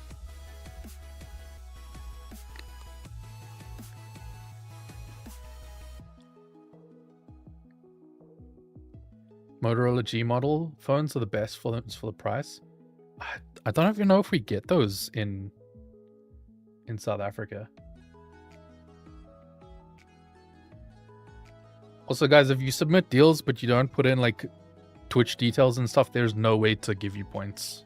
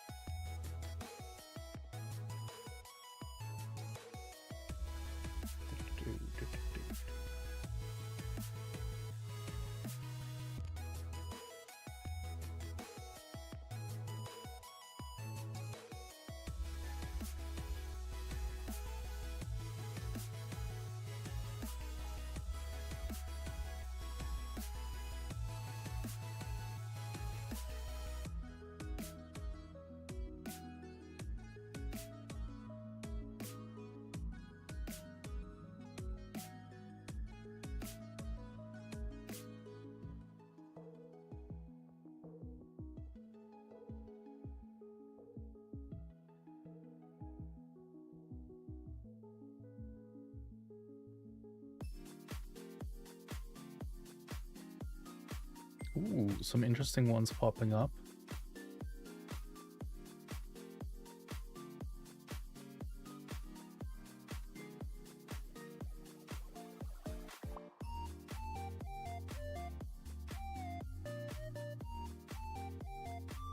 I know people get a new Pixel every release. Yeah, same.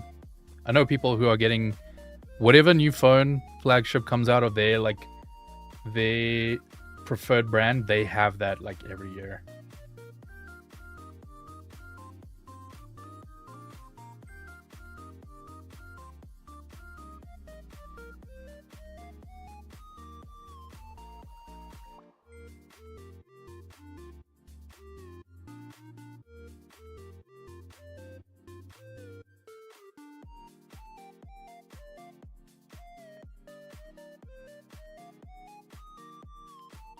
Pulling up some more stuff for us to take a look at.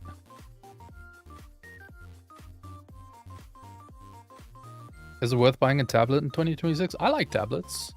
Although I currently don't have my tablet, I've given my iPad to my brother to use for for a 2 to 3 month period, because he is lecturing now at the university, and he finds it easy to basically use it as a note-taking whiteboard that he can then display to the projector for the classroom.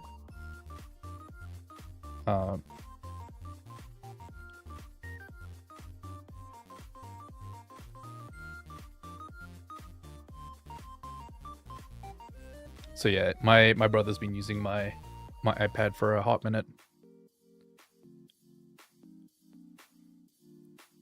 Aren't Apple users notorious for upgrading every year? I think Apple and Samsung are like the two worst when it comes to like how often they upgrade. I would say Pixel is probably up there too. There's a lot of brand loyalty for those three.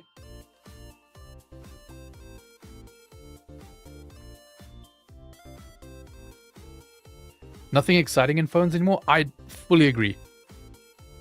If my iPhone 13's battery wasn't in the toilet, would be using that instead of an iPhone 17e. Yeah, that's the problem. Like, you can get it replaced, but at the same time, at some point, the cost for the older batteries like becomes more and more, and then it just becomes not worth it kind of thing. And that sucks, but it is a thing.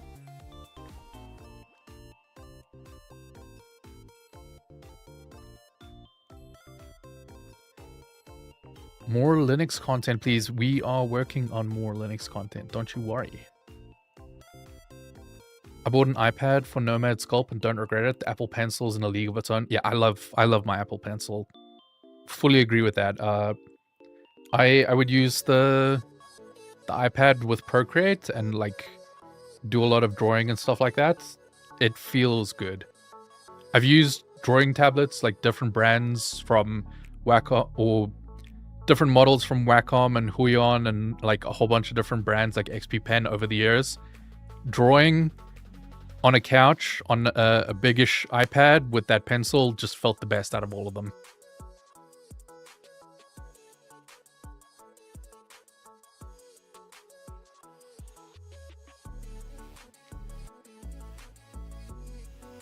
Are Xiaomi phones good? Xiaomi phones are quite popular here in South Africa. I haven't used one, so unfortunately I don't know. I wouldn't be able to give my opinion on them because I haven't used one.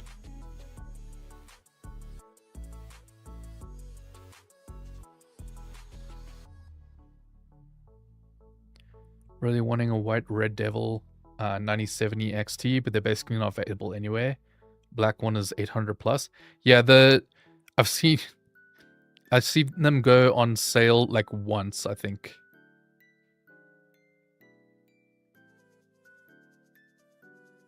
Thanks for the Prime sub. All right. Next batch of community deals to check out. Hey, yo! Neko, thank you for the sub. All right, we got a Thermaltake Tough Power GF A3 with 1200 watt. What do they mean by true 600 watt? Oh, true 600 watt 12V 2x6 power connectors. I thought this was more in reference to the 1200 watt total.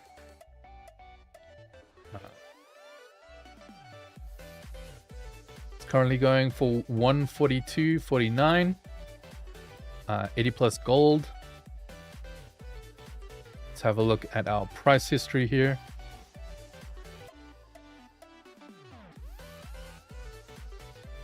I just want an inexpensive graphic tablet with both pen input and multi-touch for PC so bad for ZBrush. Yeah, I get you. Alright, looking at our price history. For a very long time, it's been chilling at $200, dipping down to like 180 here, 187, back to 200, down to 150, and now down to 142.49. I think this is a good one. I should actually pull up the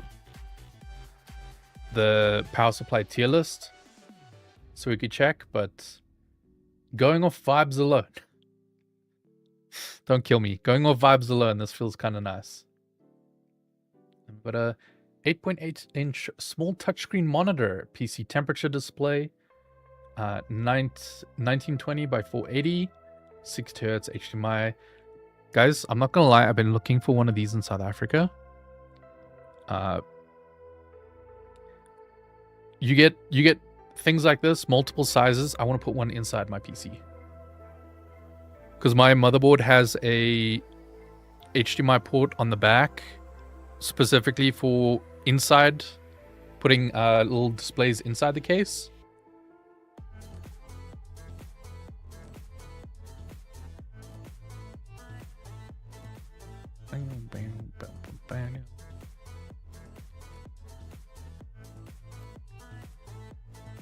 What's a good 240 CPU cooler for the most quiet performance? I was looking at Noct.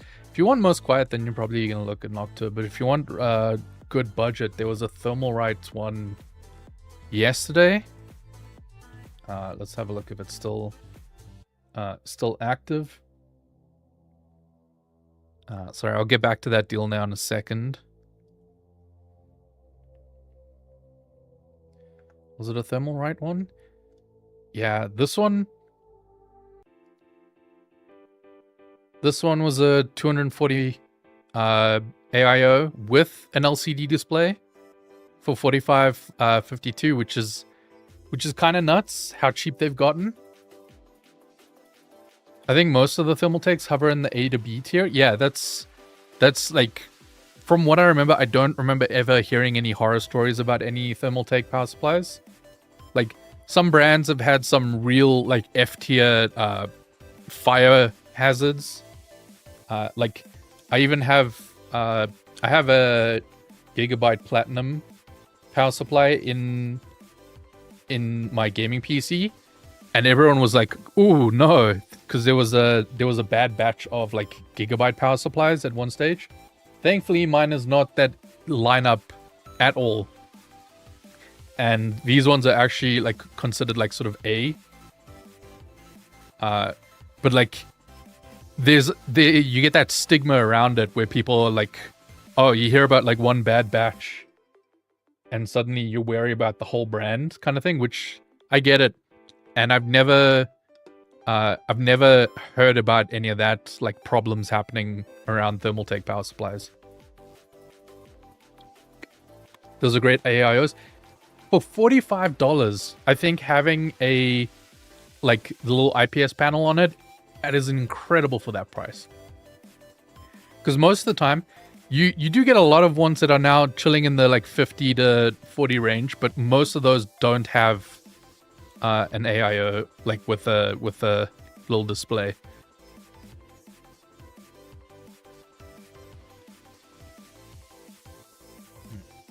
Back to the other stuff we're looking at. Are these kind of things appealing to you guys? I personally quite like them, but let's just check our history here. It is currently $60.71. It's usually an average of $75.89. Dipped down to $68, which is close, but not as low as what it is currently. I got the Thermalright Wonder Vision, and it's been pretty good. Let's go. Alright. Then we have... Go away, Best Buy. You don't get to know my location. It's a Newegg deal on Best Buy. $280 or $281 for a Asus Prime B550M, a little mini guy with a Ryzen 5 5500 and 16 gigs of Team Group DDR4.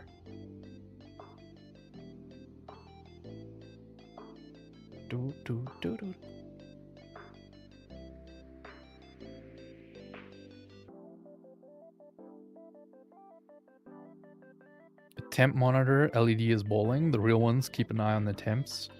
I'm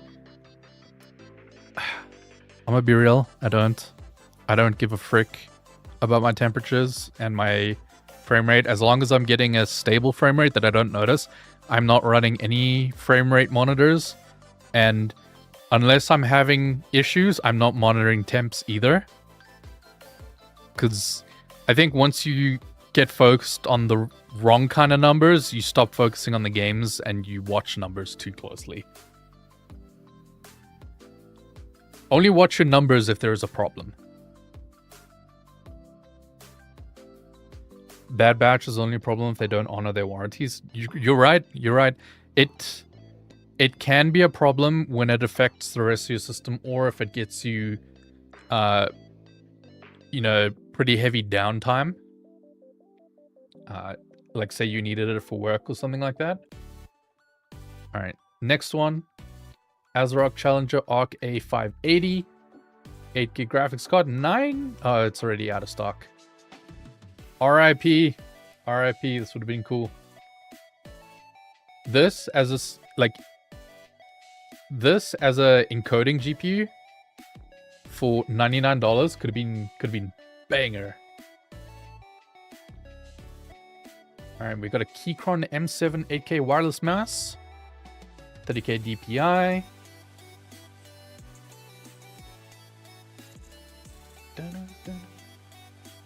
The way that it was positioned, it almost looked like a vertical mouse, but that's quite nice. I do like my somewhat ergonomic mice.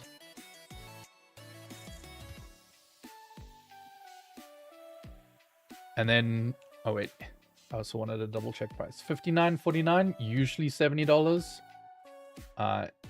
Quite consistently chilling at the $70 price range, and now it's down to $59. That mouse is very light, so treat it with care. Oh yeah?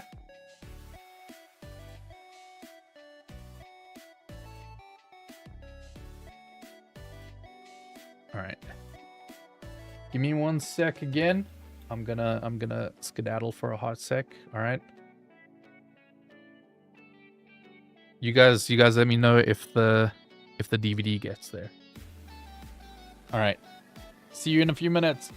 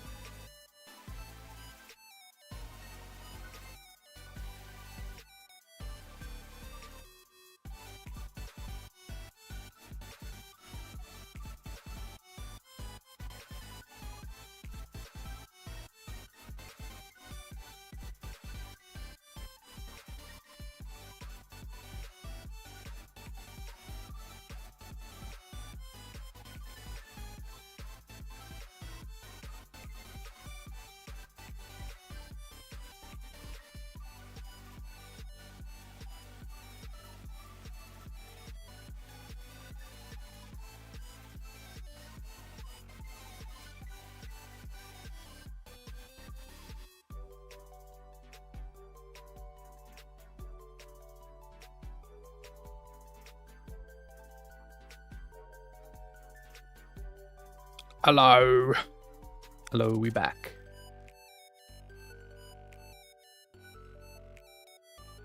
Meow. What I miss? I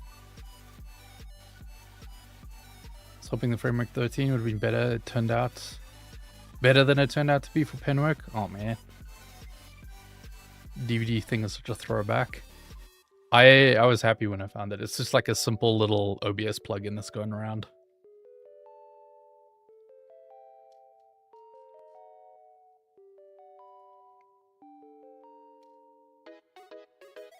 Oh, whoopsies.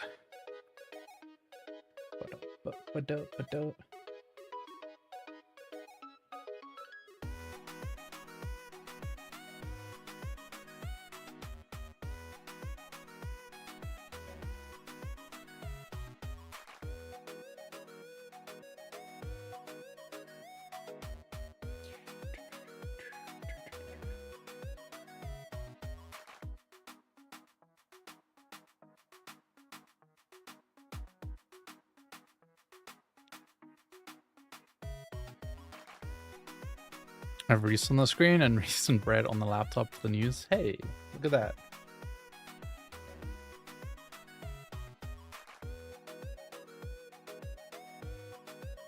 I'm just checking some stuff on my end.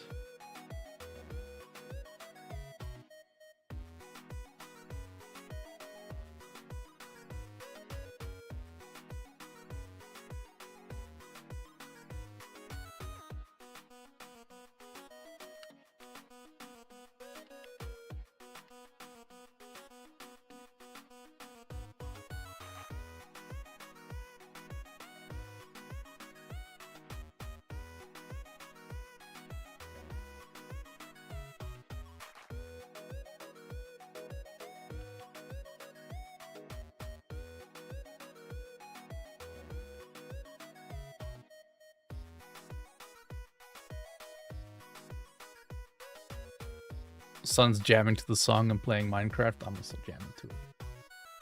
Maybe I'm playing Minecraft on the side, guys. You won't know.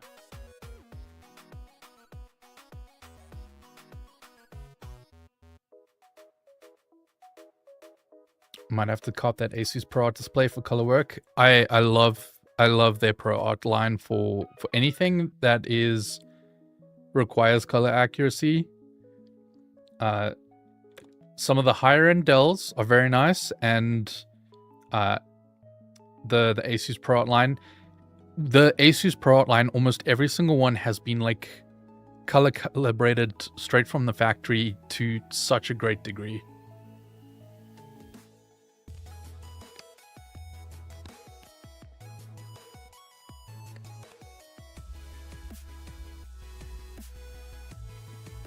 It's been so long since I've seen Brett on stream that if it wasn't for art news, I'd assume he's gone full Howard Hughes and locked himself in a room.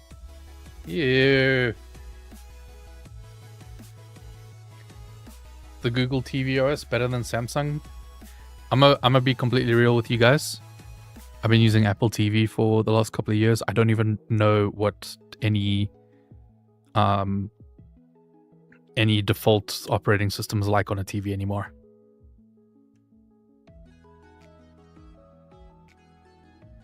I love Pro Art, but I had 2 of the 27-inch displays. Both come from the factory with so many dead pixels and had lines within 2 months. Asus refused warranty. Ooh.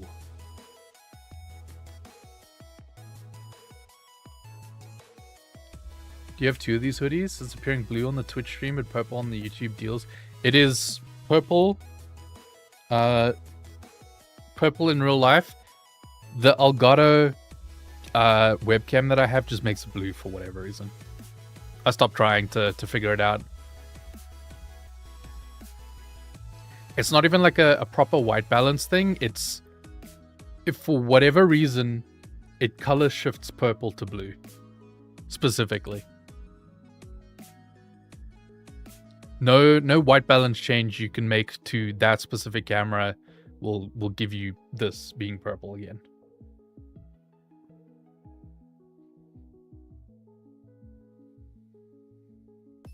All my TVs still flying. Big displays are all they get to be. Yeah, I don't. Ugh.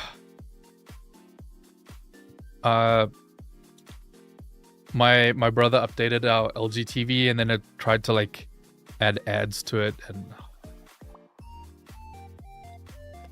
again we don't really see it because we're not using the LG side of it, but like that's hot garbage.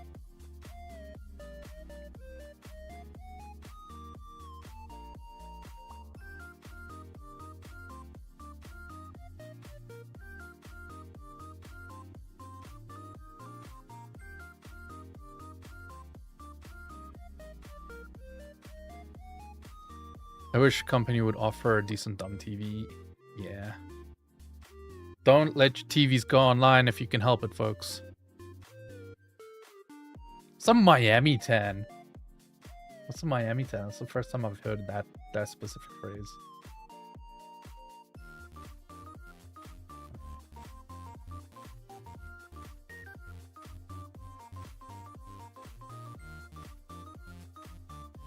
Doing more back end stuff. You guys sit tight for a sec.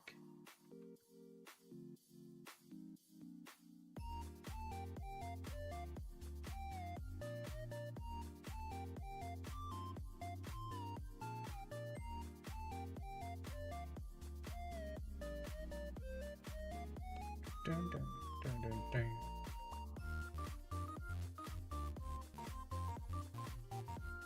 Making sure that's all right.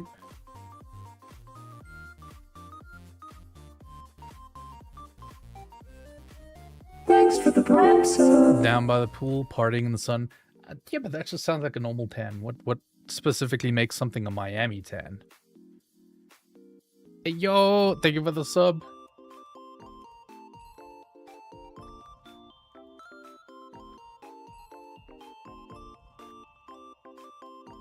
Hey, Zach, I'm gonna kill you. In Minecraft.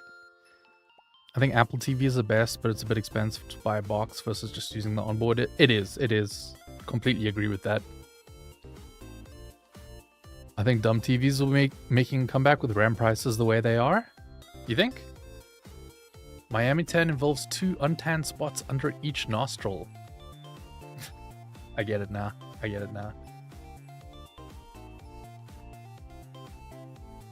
Use old Chromecast to circumvent LG's WebOS. Yeah, I kind of refuse to use WebOS if I can.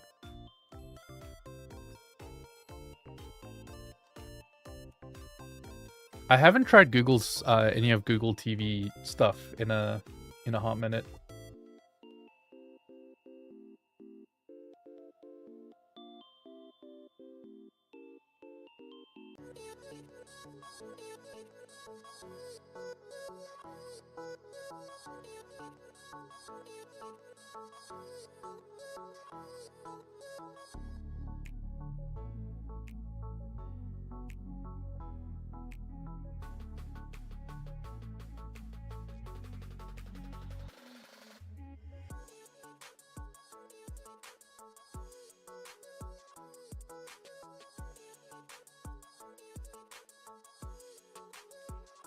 Display port for life. Yeah, some people can get around things and do it that way.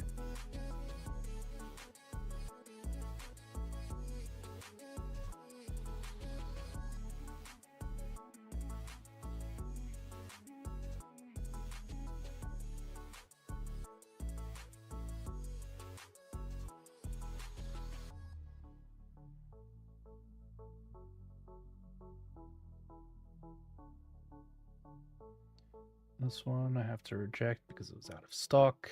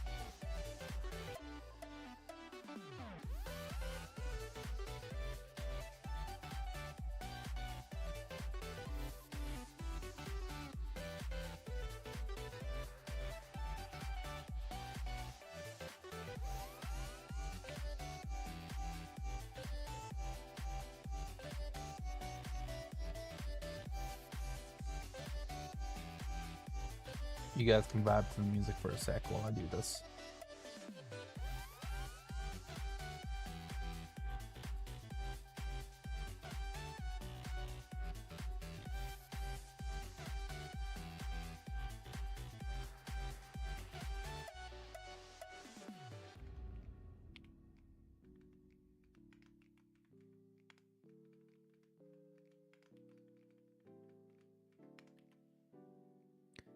Oh no.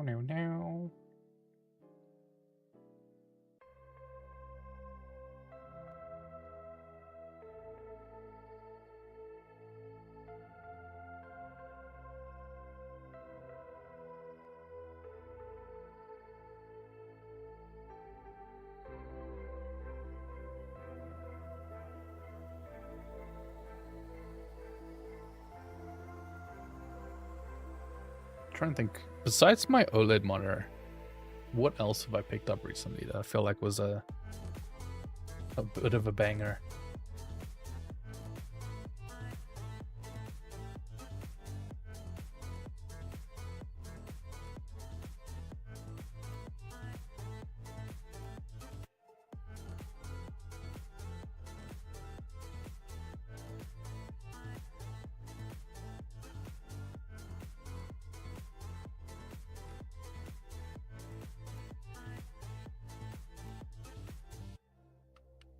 All right, grabbing the next batch of user submissions. Remember, guys. Yeah, the link is currently down because Stream Elements, the service that the giveaway runs through, is down. We just have to wait for them to come back online.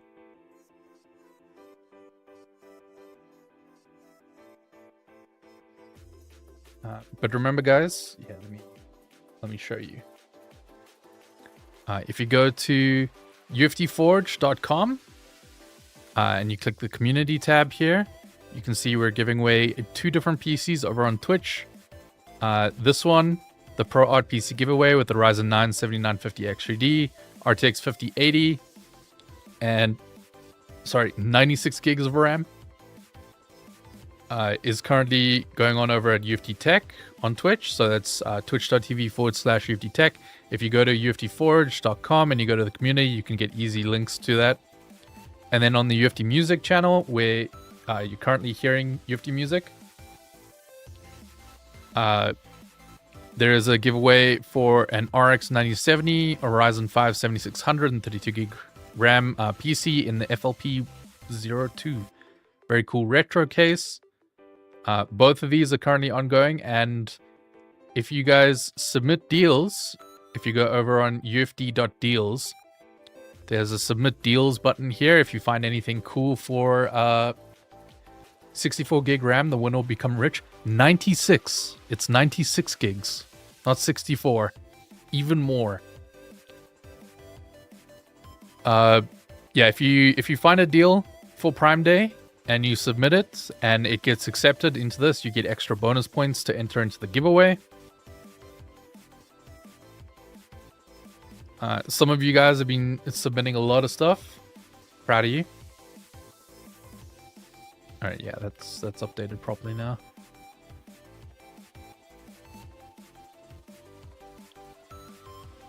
OLED monitor is the best upgrade I've made in the last decade. I'm loving my new OLED monitor. I genuinely have not used it enough. I've played like 2 games in the 3 weeks I've had it.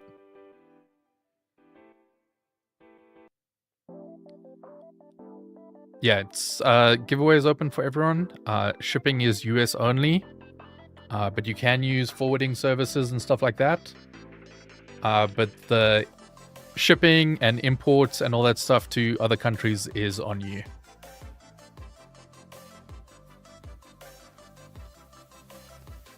What's up, Jim? Remember when RAM manufacturers were going to put out 12 gig and 24 gig modules? Remember when?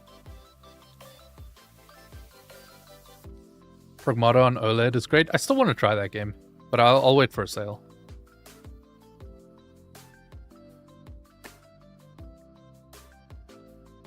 Do like I did and have American Family take it to you. Or that, yeah. Hello.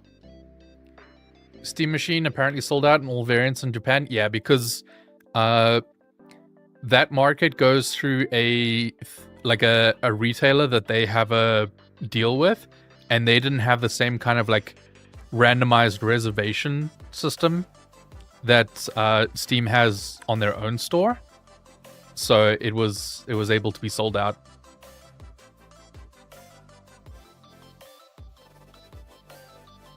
I have a 5090 watt monitor for 4K gaming, but cheap. I have a work monitor as well as 27 on one arm. What are you currently gaming on then? I gotta know that first. Anyone excited to play GTA 6 on their Steam machine? It won't be out on PC for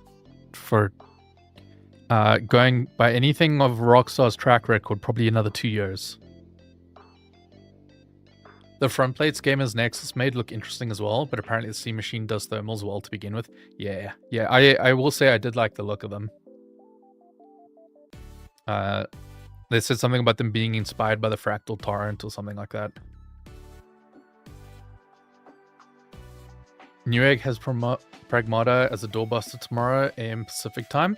I don't know if I would even be able to use that because, like, I don't know if the codes would be able to work for my South African Steam account. I've been playing 007 First Lights. I've been hearing a lot of good things about 007. Do you play Resident Evil? I do. I haven't played the latest. But I've played... I played 7 and 8 not too long ago. You might enjoy Gothic 1 remake. GTA 6, what's that? Who knows? Who knows? It's a lot of fun. Pragmata is the kind of game that may not do anything amazing, but it's just a fun game. Yeah, it's a Steam key. Yeah, but Steam keys can be region locked.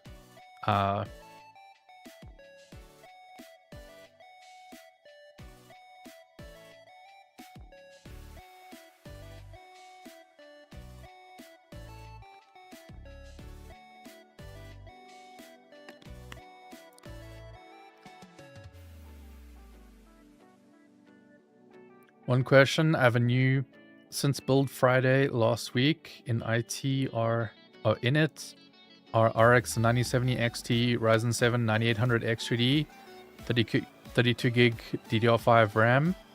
Should I get a 240 Hz monitor?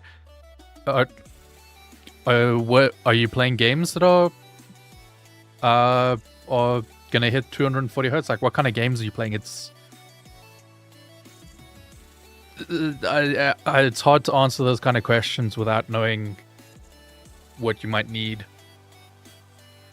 Why is region locking still a thing? Yeah, it's because of regional prices. In fairness, in general, I pay a lot less than you guys do for games on Steam because they have pricing parity, like based on your region. They take into account how well your currency does in terms of buying power, and they adjust prices like that. But it means you can get region locked out of stuff. I cannot buy any of my US friends games on Steam because they're like, nuh-uh, you might be a fake account being used to buy these guys' games at cheap prices. So Brett can give me games because he lives in a country, or his Steam account is from a country that is like a higher price point. But I cannot give games back to him. It's weird.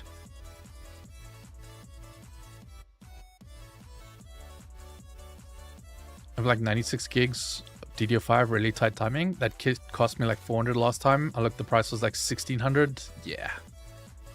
Winning that giveaway will make you rich if the memory still goes up. Canada pays out the odds for how weak our currency is. Oh man, that hurts. South Africa's cost of living is phenomenal, but our electronics cost more. It's a trade-off in that way. Like our rent, our medical, our food, cheap as balls. Electronics, we pay more than you guys. So, like I said, it balances out in some ways. And soon you can't give them a Steam gift card either. I mean, you could still buy them digitally, can't you? But it might be more problematic. And before the next giveaways, bring your own memory.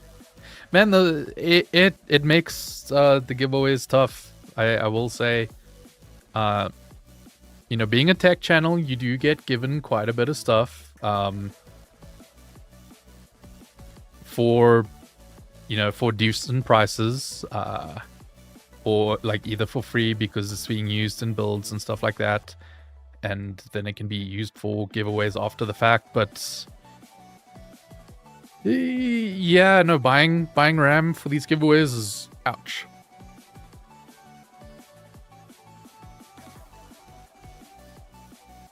Understand regional pricing for physical items due to actually having transport goods. No, I understand I understand when they do regional prices for digital stuff. Because, like I said, I pay less for you guys on average for games on Steam. Or, I say you guys, I'm talking about like people in America and like Europe typically. Simply because my currency is weaker, they've lowered the prices for me to average out like purchasing power. I think this is the right way. Making necessary stuff cheaper, but luxury products like electronics more expensive is logical. I don't hate it. Would I like my electronics to be cheaper? Yes.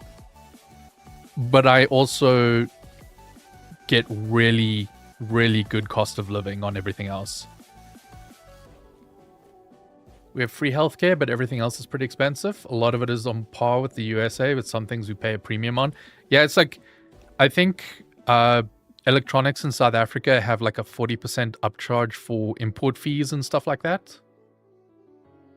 On average. And then, so if I imported some kind of electronics from Amazon, I might get an up to 40% like import tax and stuff on that. Plus, the shipping and all that.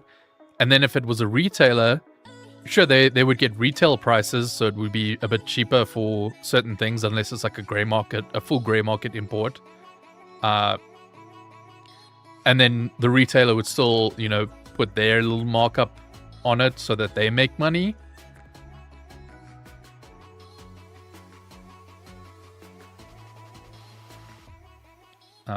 Because like, if I'm buying a Steam controller here in South Africa, it is a grey market import from someone who bought it at full price from Valve, imported it to South Africa, and then put their markup on it.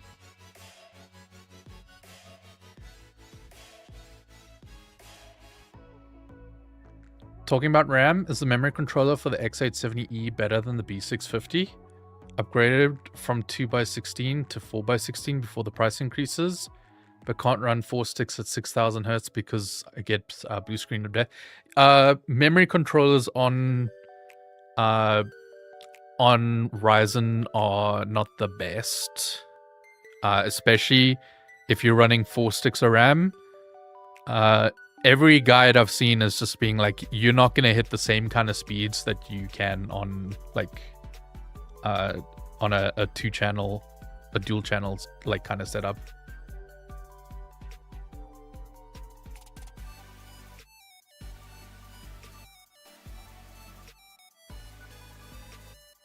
It's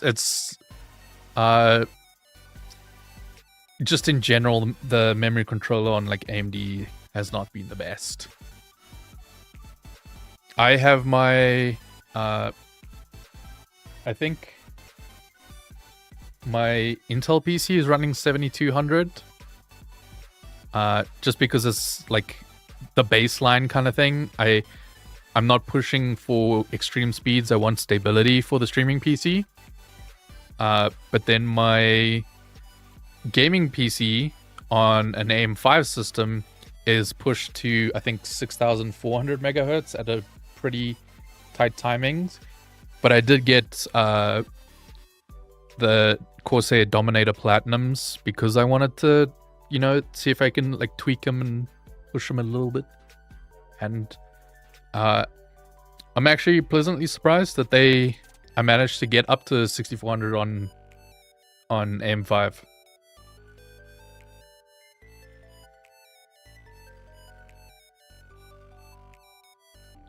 Give me a sec. I'm going to pull up some more user submissions.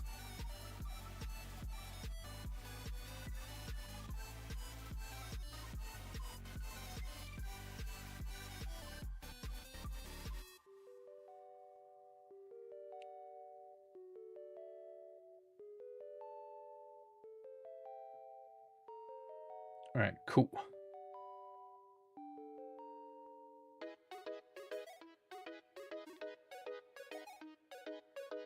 What's the best AM5 CPU that doesn't need water cooling? Not many AM5 CPUs do need water cooling. I'm gonna be completely real. I don't think they really need it.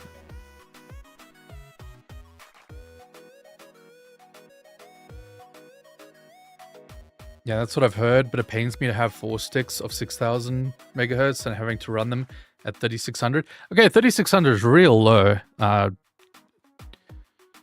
But yeah, maybe depending on what RAM you got, like you might be stuck. How you have to run them. Yeah, I can't think of like an AM5 CPU that I would really want to strictly have to run on water cooling. I have water cooling for the love of the game. Just because I think it looks cool. A good dual tower air cooler is enough for a 9800 X3D. Exactly. I have a 9800 X3D. And like I said, I have a water cooler because I like the look of it. I didn't get it because I thought I needed to keep it. I can let me.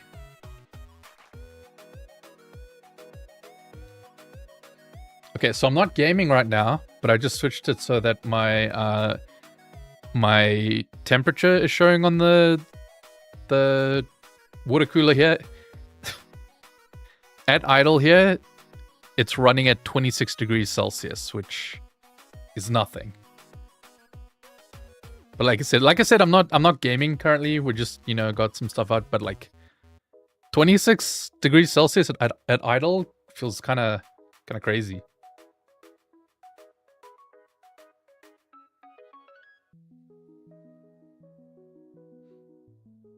Air cooling is fine for any of them. Yeah, I was trying to think of like if I was running like a 9950 X3D in like really intense stuff like all the time, then I would probably maybe want to go water cooling. But if I had like good airflow and a good air cooler, I think I could also get away with that. I would have to research more of that. I'm not fully sure what kind of temps the 9950 X3D X2 whatever it is called. The names get sillier the more stuff they add. I've read that the 285K prefers an AIO instead of an air cool solution. I mean, makes sense. I'm actually give me a sec quick. Oh hey, yeah, that's one of the next deals we're looking at. I wanna pull something up. I really want this, guys. I really want this.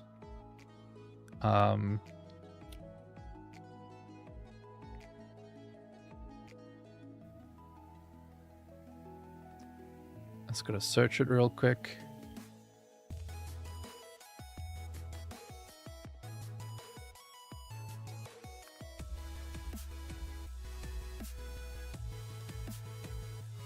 I want to make a couple of upgrades to my stream PC because like when I got some of the stuff, I got the bare bones, you know, just to get it up and running.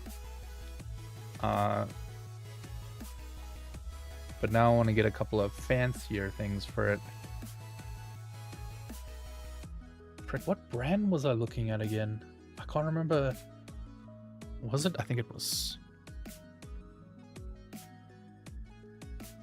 Ah, there we go. I couldn't think of the name for a second.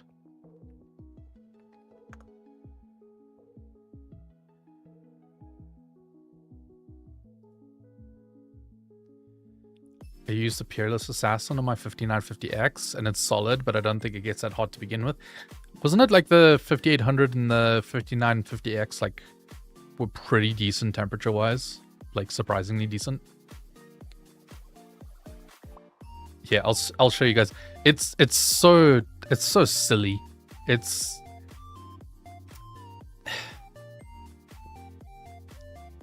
stupid. And I think it's cool because it's stupid. But I want to get this for my stream PC. The Trick Stage 360 dual screen AIO. So it's got a screen here, and a screen here, and a mirror here at the bottom. So you can get like cool trippy effects depending on like what you load up.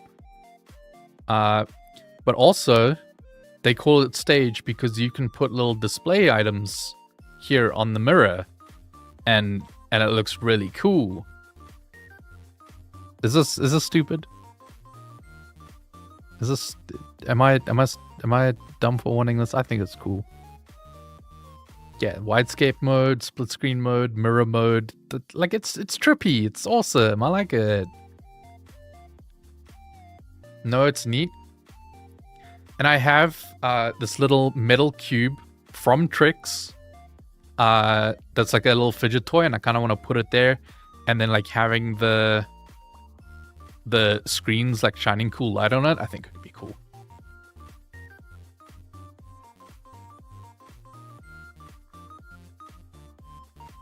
Ostentatious shirt, yeah. I think it's cool. I think it's silly. I like silly things. Yeah, this person's put a little band on the thing. Yeah, it's 2 displays. It's great as long as the Cannoli software doesn't stop detecting your AIO. Ooh, whoops.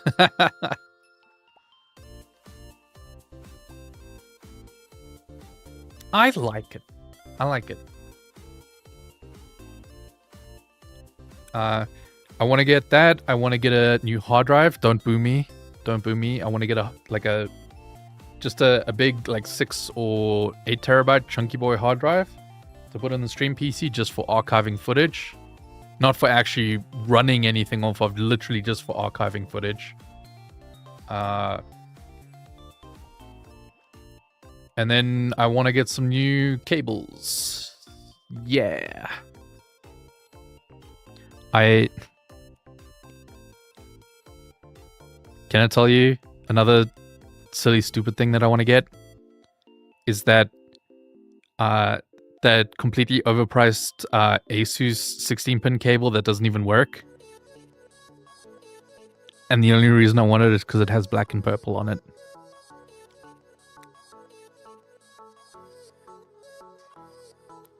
And I know it's stupid. And it is in no way necessary or anything. But I think it would be funny to have that cable.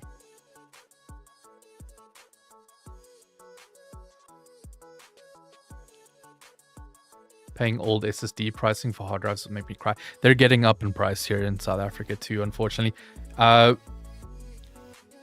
Like I have said, we do pay a bit more for electronics here, but we also feel the effects of it slower than you guys.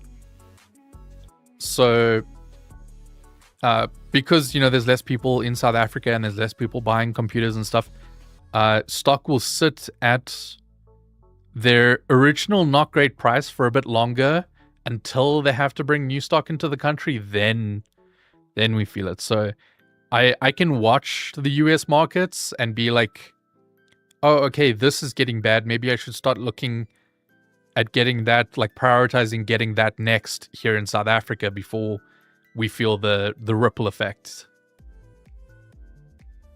No, it's not. My PC color scheme is black and purple. Black and purple all the way. You get me.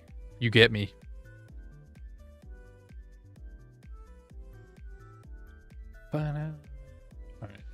I'm pulling up the next batch of user submissions. We're gonna have a look.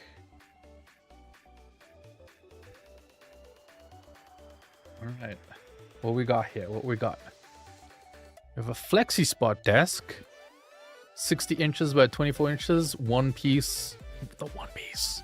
The one piece.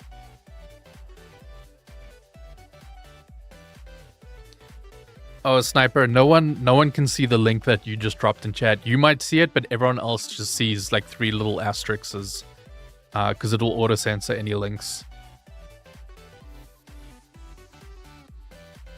We've got a one-piece electronic or electric standing desk, 1-inch thick seamless desktop for home office study.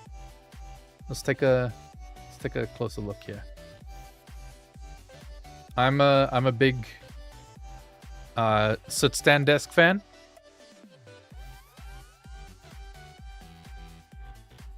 So let's see how much this is going for. $180.40. What is our price history looking at? I wouldn't say this is much of a deal because it was $190 for months. And then jumped up to $240 sort of just to prep it for Prime Day. So yeah, the average seems to be like 189-ish. So this is not much off, unfortunately. They did the thing where they pop it up the month before, or not even the month, like at the start of the month of Prime Day month, just so that it looks like a better deal, and you get the yeah. Unfortunately, I think this is a bit of a bust simply because it's not actually a deal.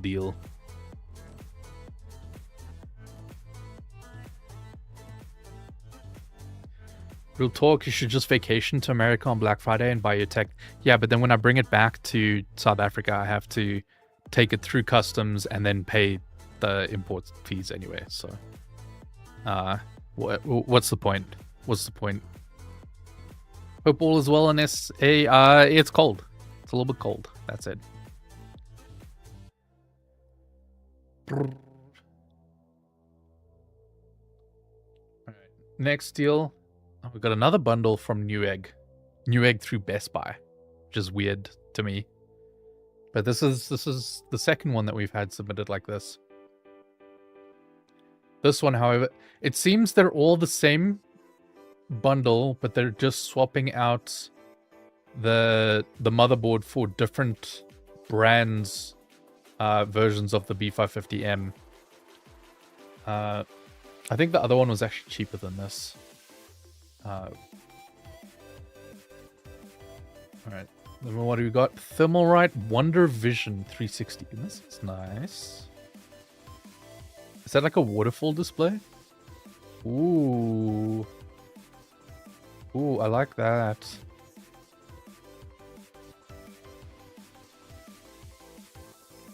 I do like that.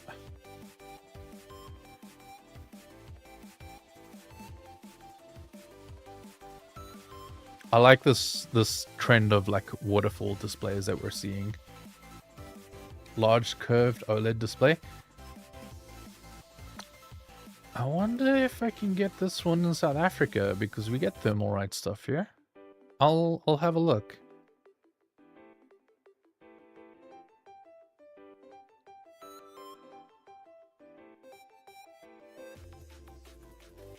Yeah, UFD Forge is still in beta, so not every recommendation might be weighted correctly currently. But if you have like, you can give your specifics here. Let me show you. You can go down and like either request a component, or you can like send your feedback to us. That way, like it'll help make things better. Like you can submit like what you've like built and what your recommendations that you got from it. If it's not correct, then you can here, then you can submit it and be like, hey, this isn't working super great, and we can fix it for future.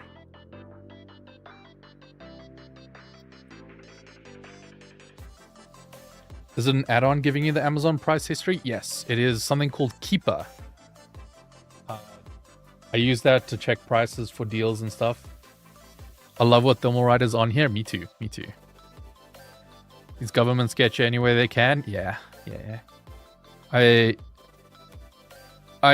don't like having to.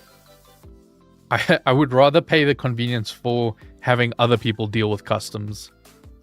I remember at the end of 2020 when I came back, and I'd bought a lot of electronics in America, and I came back and I was just under the limit for getting a flat rate on my imports.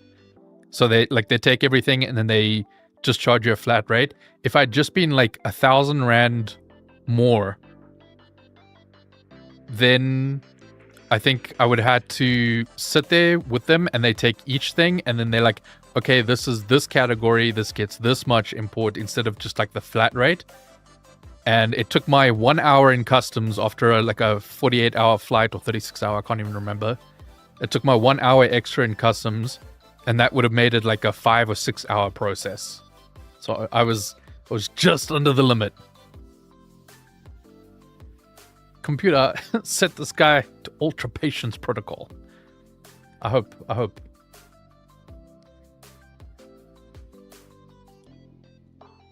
Ugh, I need to stretch again, man.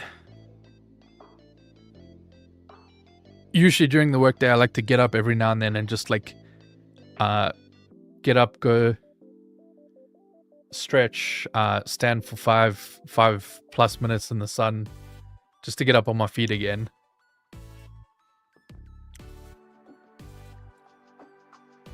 Computer. But yeah, we're looking for community feedback. Like, Forge is in its beta form currently. But we got to the point where the bones are there. We just need to now community source like bug finds, because there's only so much that you can do with just a small group of people. But if you have hundreds of people checking some of that, things that might have slipped through the cracks will show up.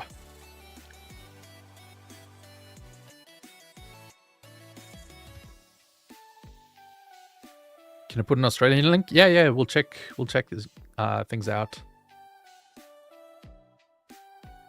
No, Rex Plays Stream Elements is currently bugging out, so it's not just you, don't worry. Computer, hit this man with the import fees and make him 4 foot tall with the deepest, silkiest voice on it. Computer. Alright. Back to the other submissions we're checking out. Remember, guys, if your submissions get featured on ufd.deals, if you go on the website, in the top right-hand corner, there's a submit a deal section, and if yours gets chosen and put on the website, then you get extra bonus points that you can use for the giveaway. There you go. Apple AirPods Pro 3 wireless earbuds. I think these have been $179 for a week or so at this point. Yeah, 160, 170, around the 170 mark. 179. Okay, so it's not just been for a week, it's been like 2-3 weeks now. So unfortunately, this isn't a Prime Day banger. It's just kind of what they've been sitting at for a hot minute.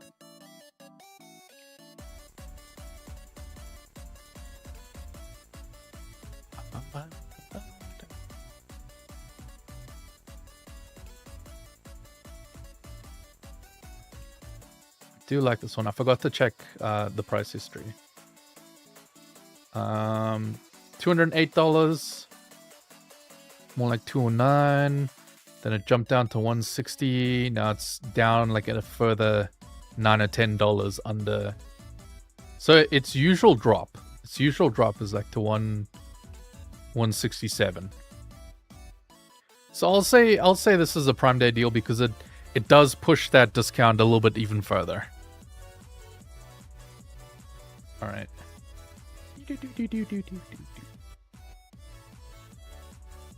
But remember, guys, you can check out any of the deals that we found today over on ufd.deals. Over here, check it out. There's a whole bunch of stuff on the website. If you wanna search for something specifically that you're looking for, you can always narrow it down here. But there's the Prime Bangers and Mash. These are handpicked deals that we found during the Prime Day sales. But you guys can check it out. And also, let me show you here. Say you find something and you like it and you want to potentially make a build out of it. You can click this build with this button. Start fresh around that. That'll take you to UFD Forge Beta. And it'll try, if you give it your budget, say like 1.5, oh, that's a lot. That's 11,000. Say you 1.5, you want to do some gaming. It'll take that motherboard and it'll try and build you a setup around it, or any other sort of core part that you want it to make a build out of.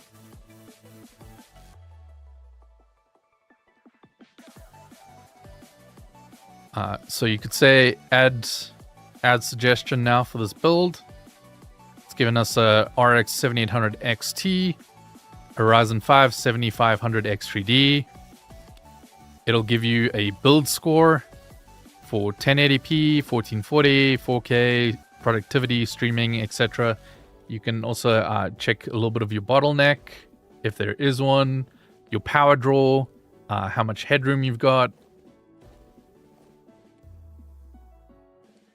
Oh yeah, I've been wanting to jump back into Crimson Desert, I'm not gonna lie.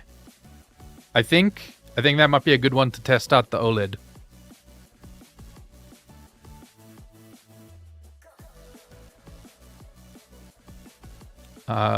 So yeah, if you're wondering what upgrades to potentially do, you can come onto the website here. You can go to the upgrade section over here, swap in, add in your parts for what you currently have for your build, and you can be like, okay, computer, I've got $1,000.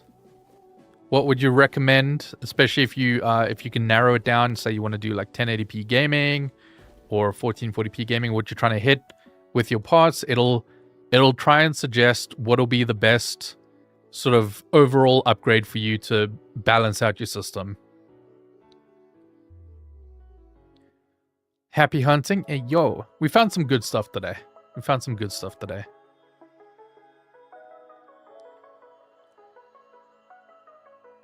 Seeing the rays of sunlight coming down through the clouds on the 5080 was genuine game pausing. Man, it does look good. Like, I love the environments in Crimson Desert. I found the gameplay a bit slow for me. But it's because there was so much to do. I kind of got lost in the source. That I kind of want to jump back into it and give it a proper try. And I think now with the OLED, that might be a good thing. All right.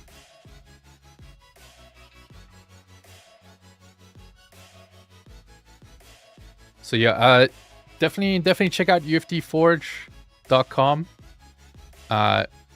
Remember, you can easily access what UFD giveaways are currently going on here in the Forge. You'll get links to take you directly to UFD Tech on Twitter, on Twitch, and UFD Music on Twitch.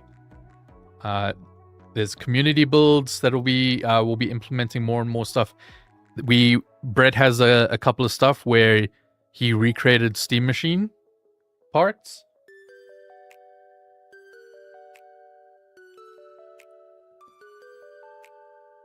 For certain budget deals. So there you go.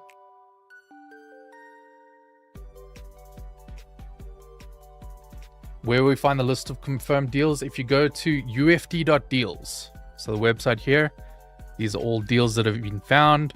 We have some highlighted ones up at the top here. We call them our prime bangers and mash. So that's ufd.deals. You guys can check it out there. Also, once again, I will be back in a few. You guys hang tight.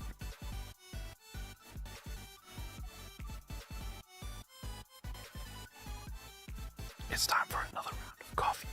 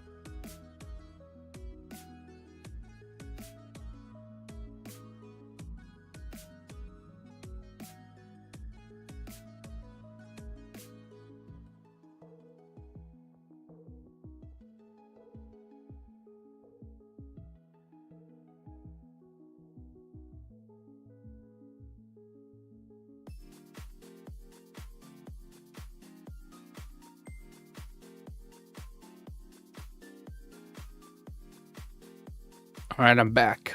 What'd I miss?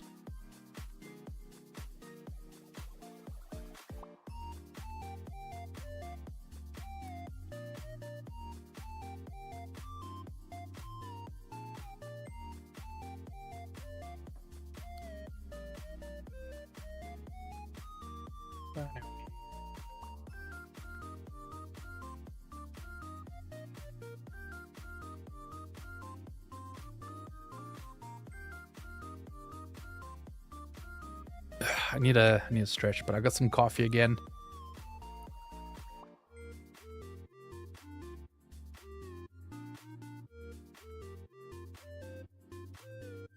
Just made my coffee? Yeah. It was needed.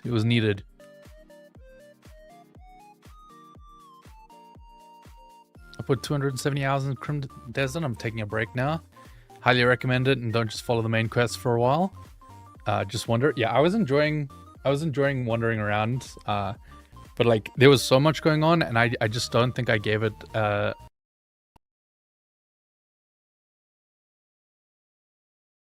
think the controls being a little wonky was my biggest thing, but I also saw they improved like handling on controls and stuff like that.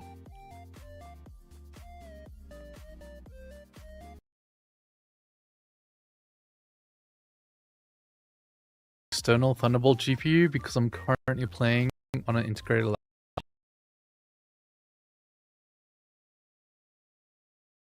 Going on. Also, would your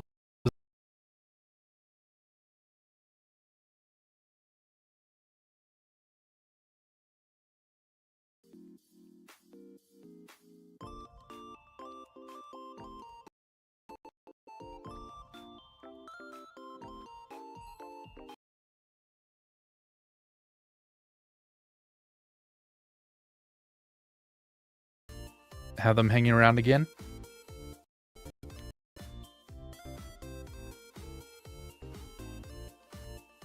I'm 100 hours deep in Crimson Desert, but they keep updating it, so I put it down for a while. So I can revisit later without an update adding something new every 2 weeks. Yeah, it was kind of like rapid fire. This poor Reese freezing on us. I have coffee and a blanket, so yes. My apartment is very cold.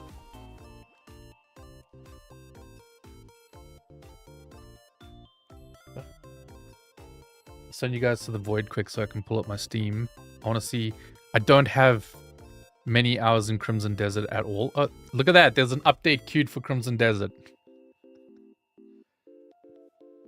Yeah, I don't have enough gameplay time in this thing to say that I gave it a fair shot. Seeing as I'm only I have 5 hours of playtime in Crimson Desert. And I don't think that's enough to fairly assess that game.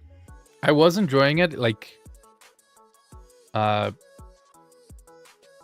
will say it's just it was a little the controls were a little funky. Is my main thing was the controls felt funky. Cape Town, or rather not say. I'm not in Cape Town. I do like Cape Town though.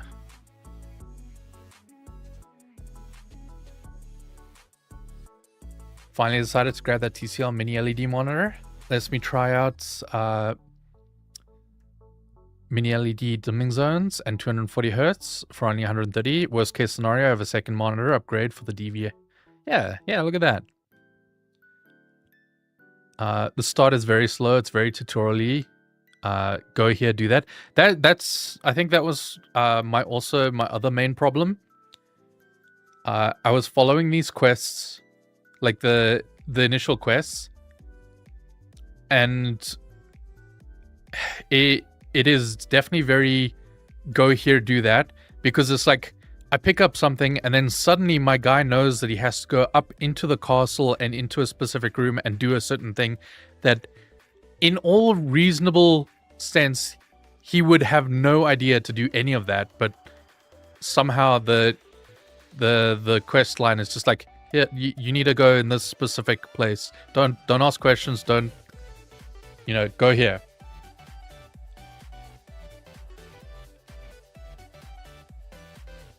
And I think that bothered me quite a lot. It's like, how would my character know to even go in this room and interact with this thing in a place that he's never been before, in a place that like for a thing that he's never encountered before? How would he know to go there?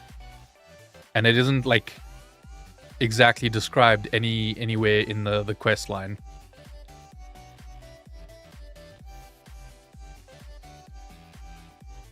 Hi, welcome in. Reading a book where the first few chapters are kind of boring and it takes a while to fully grab you. If you keep with it, the game will sink its hooks into you.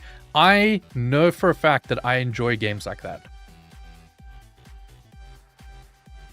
So that's why I say I don't think I've given it a fair shot, because I know games like that I can easily sink like 200 to 300 hours in. And I've only done 5. You know what? Maybe tonight. Like I do have to end stream in like 30 minutes or so, but I'm saying maybe tonight.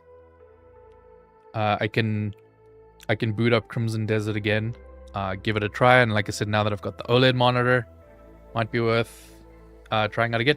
What do you for you guys in chat who have been playing a lot of Crimson Desert? Is it still a keyboard and mouse game for you, or are you on controller for that kind of game? Because typically I tend to lean towards controller for those kind of games, personally. Anything that's like a, third-person-y kind of run-around open-world thing, I typically, most of the time, play it on controller. Keyboard and mouse? I'm on controller for that game.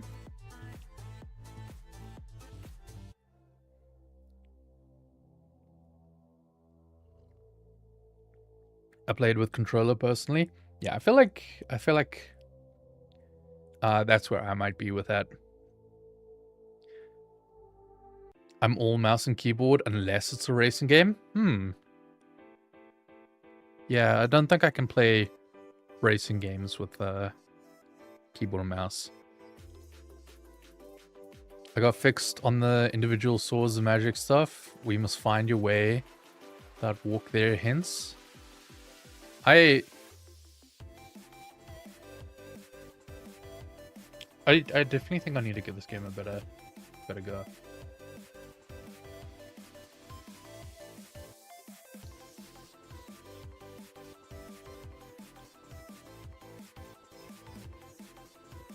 Whew. One of those days. I woke up way too early and did not get enough good quality sleep.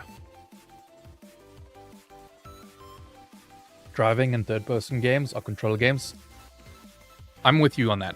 That's my personally where I'm at. I'm not opposed to playing third-person games with mouse and keyboard, but if I have the option for controller, I will likely go controller for that. All right, so double checking where we are on UFT deals. If you guys wanted to check what we have so far, you can go to uft.deals. If you want to search for something specific, you can check out the different categories here, or you can customize your feed to, say, not show home security and power and charging stuff or whatever. Customize it for yourself. We have prime bangers and some mash. These are just some featured stuff. But then we are also working on UFT Forge, which is currently in beta. If you guys want to check it out, uftforge.com.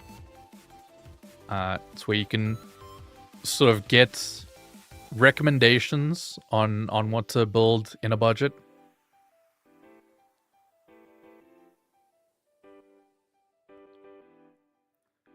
There's very little that gets me to put my new Steam controller for mouse and keyboard. I want one so bad.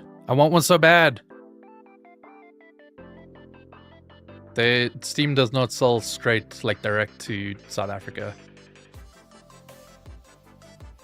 think most games like Crimson Desert, you need like 15 to 20 hours to really get a true feel for. I agree. I need to get back into Valheim. I still haven't tried it. I still haven't given it a proper go. I don't know. Valheim I'm struggling with. I don't know. I don't know why.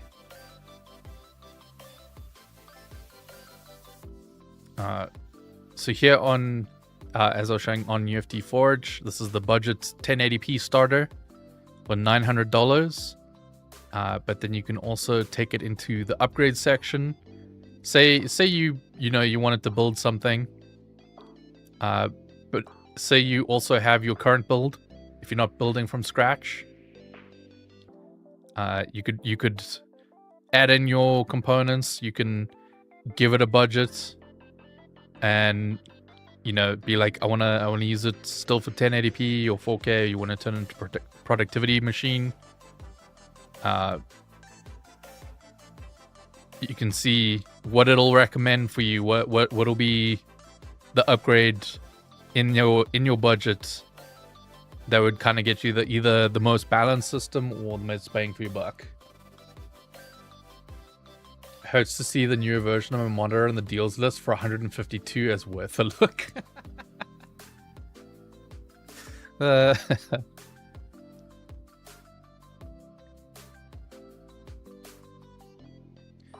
I'm tempted to get one, but it's hard to justify the 150 Canadian when my Xbox controller works fine for my needs. I have PS5 controllers and I have Xbox controllers, and I still want a Steam Deck controller or a Steam controller. But my whole thing is I will have to. I was talking earlier about those. I was talking earlier about the gray market imports. If I get a Steam controller locally, it'll be through like a gray market import. So someone who's bought from Valve imported it, and now they're selling it here locally with the extra import fees and their own markup on top of it. So it makes it would be like, I'm not lying, it will be like somewhere like $200 plus here in South Africa to buy it.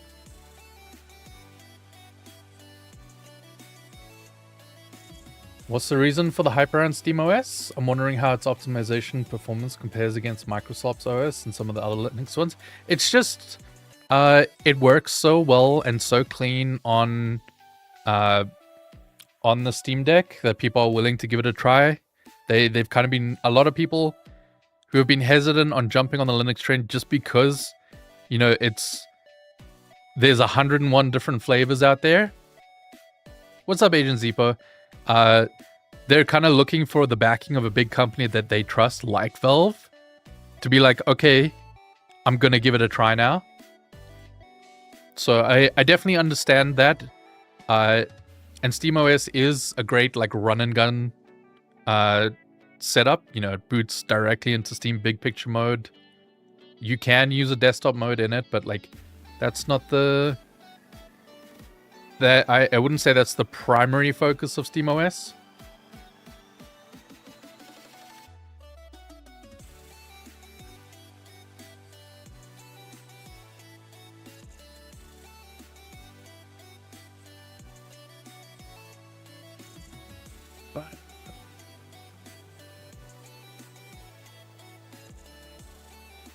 What's up, you my boy Blue?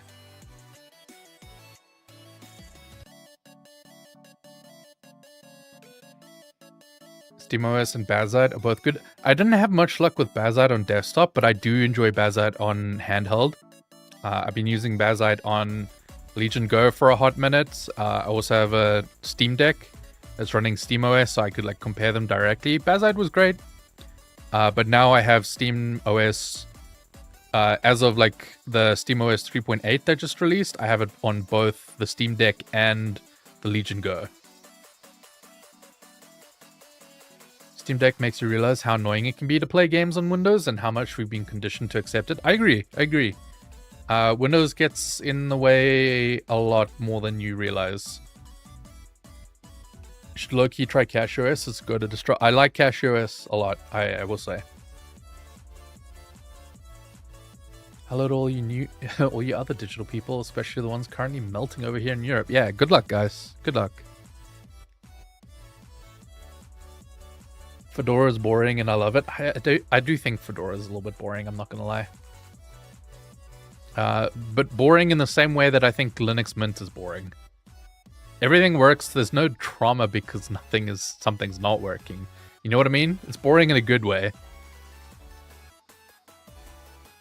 But controversial. Linux Mint in its default state looks really ugly and old. Thank you and goodbye.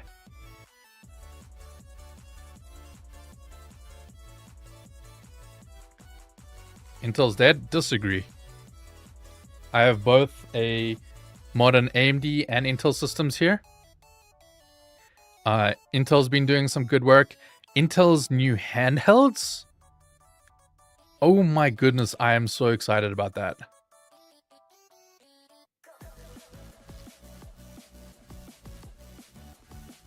Bruce, it is not something we can fix. Steam Elements is currently down.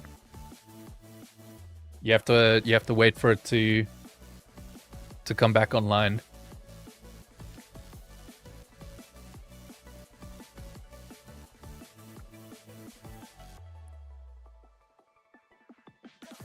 Mint is good. I like it. Like I said, Mint is boring because it just works. And that's not a bad thing.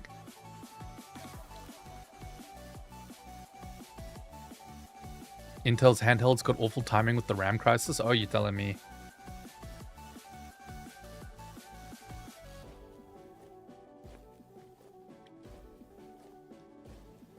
Link doesn't work. Yeah, check what everyone else is saying. Steam Elements is currently down. Nothing we can do until Steam Elements is back online. That's not on us, unfortunately.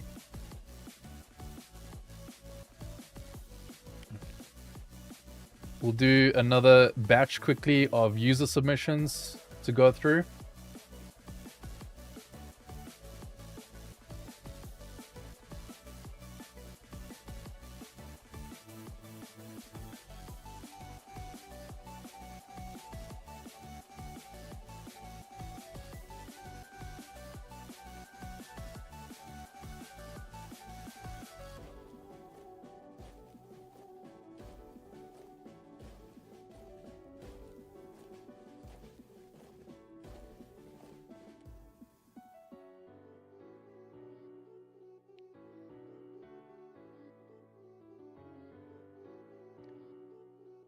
Alright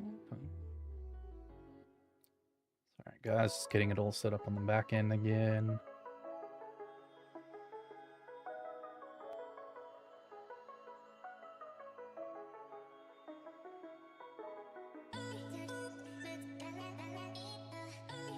That one's duplicate, that's already on.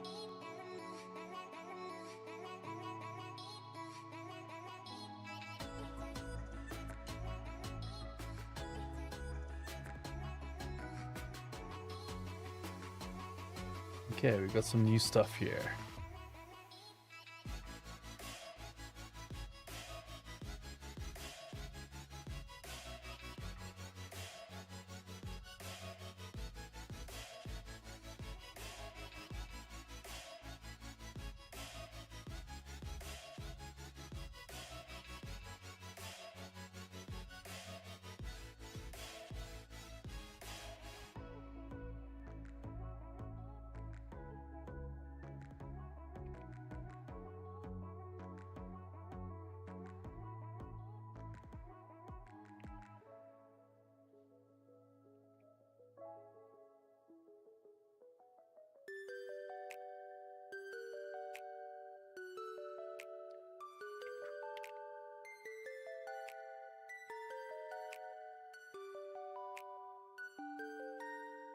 Okay, Logix, you just got one approved.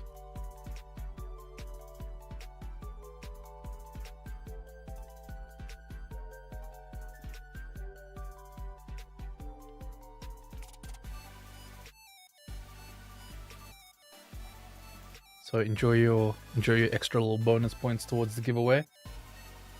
All right, pulling up the next batch here. Just to ask, is the UFT store and whatnot in South Africa yet? There's never been a UFT store in South Africa. It's UFT Deals is basically just a deal congregator that people can use for ordering off other stores. But UFT, UFT as a company, we don't sell anything.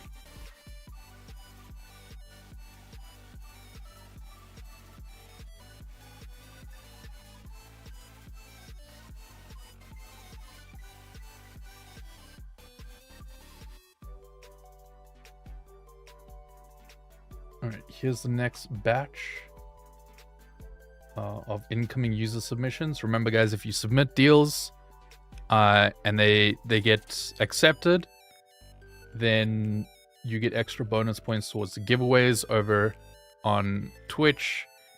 If you go to uftforge.com, you can see here we have links that you can easily get to the giveaways on the different UFT Tech and UFT Music Twitch channels. 90/70 on these sales. It's beastless freaking go. Sold coffee for a bit. That was a mistake.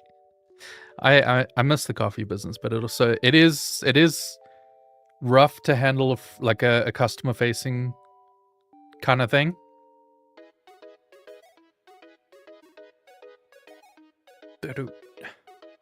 But yeah, Steam Elements is currently down. That's on Steam Elements side, but don't forget, you guys can enter the giveaways. Be sure to check back. uftforge.com, the community tab will give you quick, easy access to these so you can keep track of the giveaways.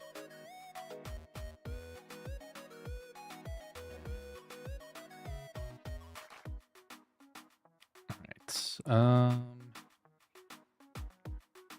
Let me pull up the user submissions here. All right, we've got another pre-built Stormcraft gaming PC. It looks like it's an Intel Core Ultra 7 265F, NVIDIA RTX 5080, 32 gigs of DDR5 at 6000 megahertz. That's fine. 2 terabyte NVMe SSD, 360mm AIO, 850 watt power supply. Currently $249,999, down from $208, an extra $300 savings. I'll get some community feedback on this one. How do you guys feel about this? How do you guys feel about this one?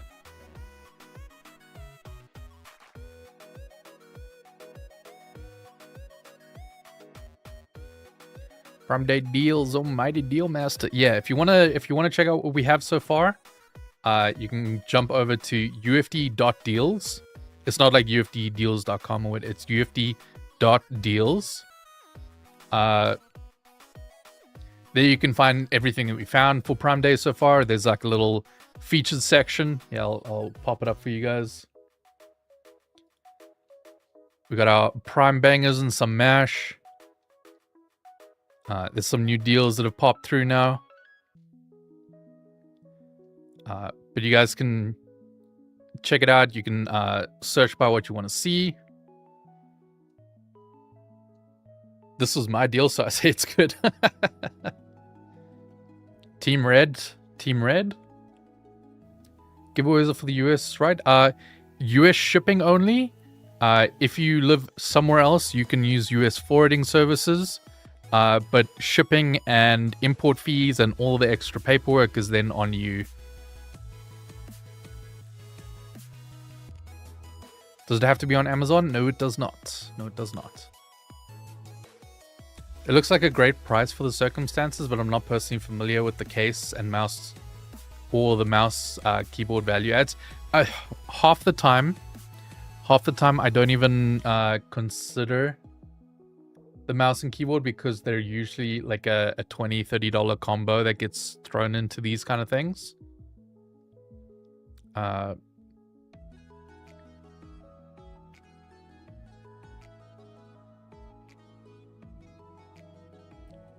We'll jump through the rest of the submissions real quick. Got a Samsung 27-inch Odyssey OLED G5. 180 hertz refresh rate. 27 inch. This will be 1440p, right? Yeah. You know, at 339, that's a great deal, and it's still not even our best OLED deal.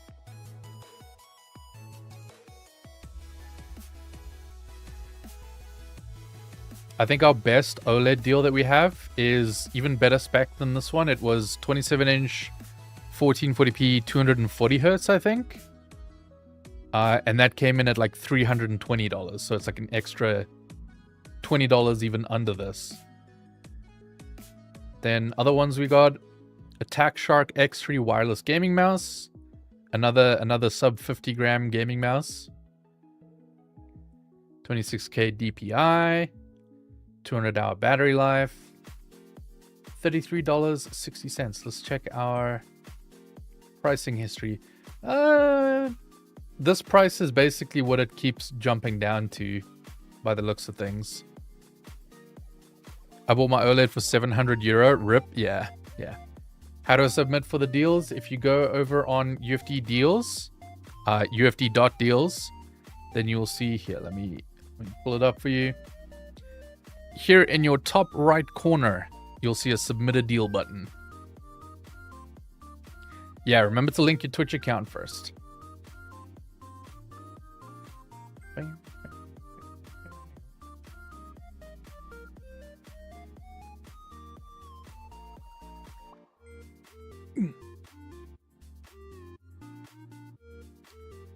Yeah, a lot of the times those are e-waste mouse and keyboards. I agree with you.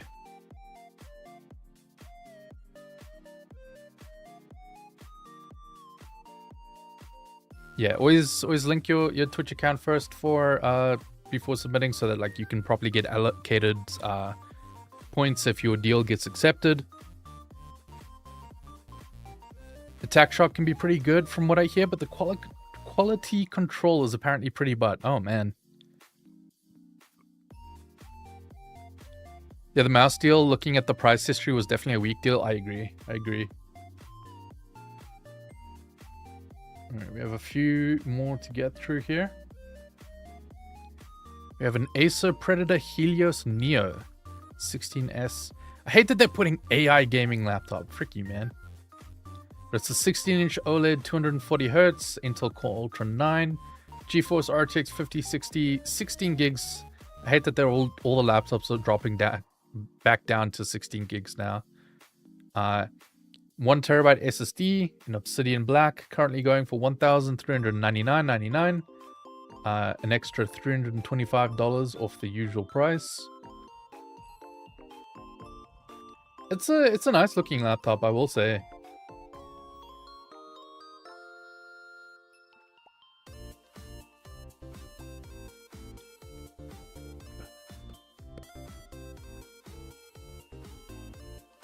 Any good 4K OLED deals? I think there was one for about 800 or so. That was a 32-inch 4K OLED.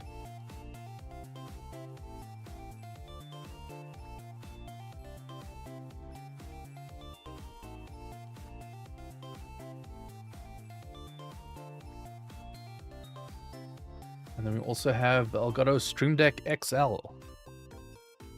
Currently going for $189.99. Down from a usual $250-ish. I love Stream Decks. The XL is, I would say, probably one of the hardest sells in the lineup. Just because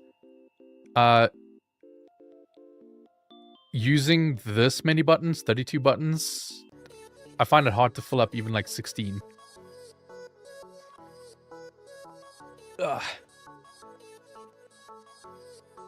Error 500? Yeah, Steam Elements is currently down, guys.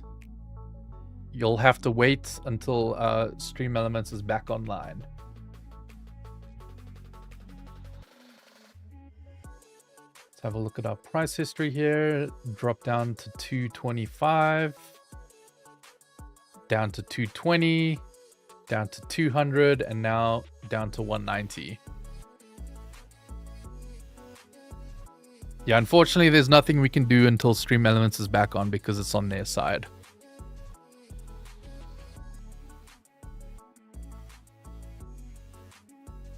How do you think of the Nothing Phone 4B is going to look? Probably expensive. And yes, I said it's going to look expensive because... Did you guys see? They sort of cancelled one of their budget phones now with the price of memory and storage. It's a little cray cray.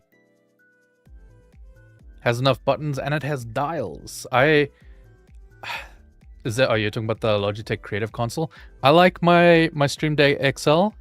It's 8 buttons, 4 dials, and a touchscreen. Like that is also swipeable and stuff like that. But the Stream Deck Plus XL looks really nice. I'm just kind of waiting for it to... to come to South African stores, which usually once Elgato announces like a mainline product, it'll take like 3 or 4 months before it actually shows up in South African stores, unfortunately. It's just the way it is. It's the way it gotta be. Yeah, the CMF phone, yeah.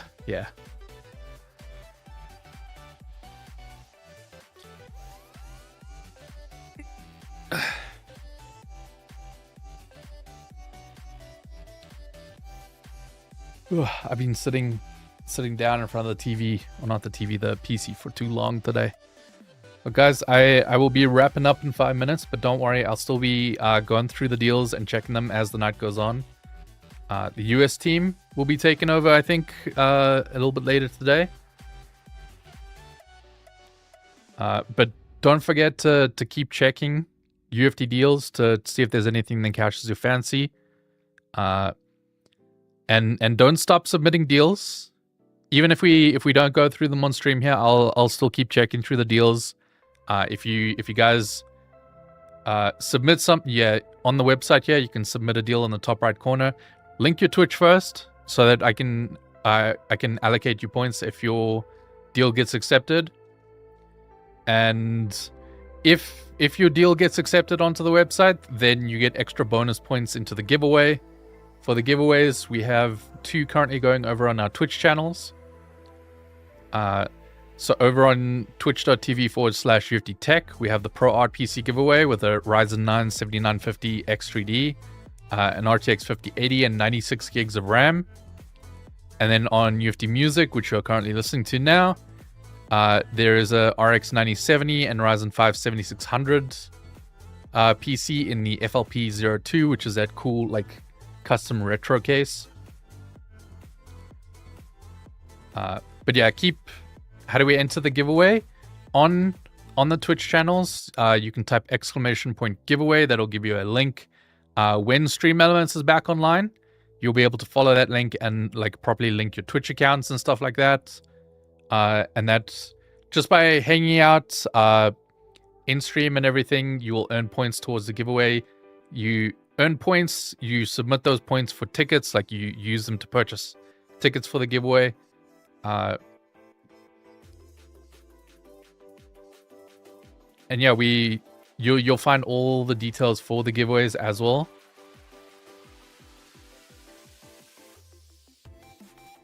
But yeah, we also encourage you guys, if you want to check it out, we have UFT Forge, which is now in beta. That is a PC builder, PC budget builder. If you guys want to check it out, we're in the stage now where we're getting community feedback. We want to know how you guys like the layouts, if you guys encounter any problems, things like that. But you can use this as a builder from stock. You can use it to upgrade your current build. Give it a budget. It'll give you what you're trying to achieve. It'll try and help you choose your next upgrade. Have a good night or day. Not sure where you're based. I'm in South Africa and it is basically 5 p.m. here. So my day is coming to a close. I have to go and grab supper now. Dinner. I don't know. What's the regional? What do you guys call nighttime food? I have to go get started on that in a bit. But yeah, thank you guys for hanging out. Keep checking back on UFT deals. I think Prime Day for the most part will be coming to an end, but we can check again tomorrow. Maybe there's still deals rolling through tomorrow that might be worth doing another stream. But yeah, we'll be here. Yeah, you too, my boy Blue. But you guys have a good rest of your day. I'm gonna be outies in a sec. Ugh. I'm gonna have a real busy day tomorrow. All right. But yeah, like I said, for all the guys hanging out on YouTube, if you wanna switch over to Twitch, the YouTube stream will be ending soon. But the Twitch stream will be continuing, and the American team will be taking over, and you can go chat with them, bug them about stuff, call them names, but nice names, and genuinely bother them a little bit. Here, I'll pull it up. You'll see me. Oh great, yeah. Twitch ads. Sorry, I'm not even subbed to our own channel. Look at that, disgusting. But yeah, if you go to UFT Tech on Twitch, you guys can go bother those guys when they eventually take over. Maybe call Kyler a stinky name or two. Yeah, he likes it. He likes it. Can you drop the Twitch link here? I'll have to switch to my phone sec.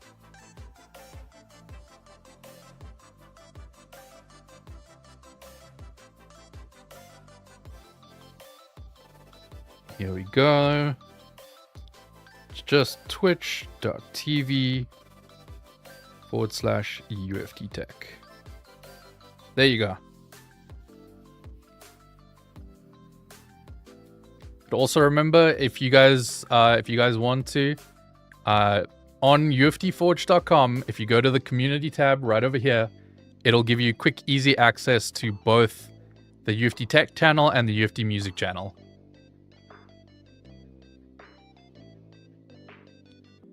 All right.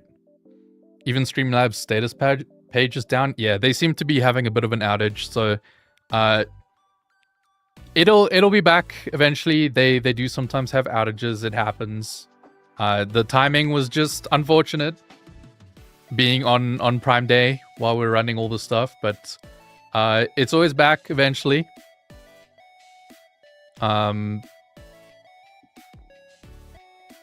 But yeah, I'll be handing off to the US team now. You guys have a good rest of your day, all right?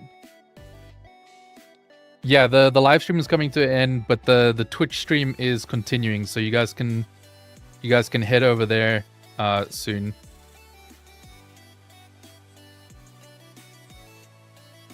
All right, yeah, I dropped the link for you guys on the YouTube side, twitch.tv/UFT Tech. You can go bother them there.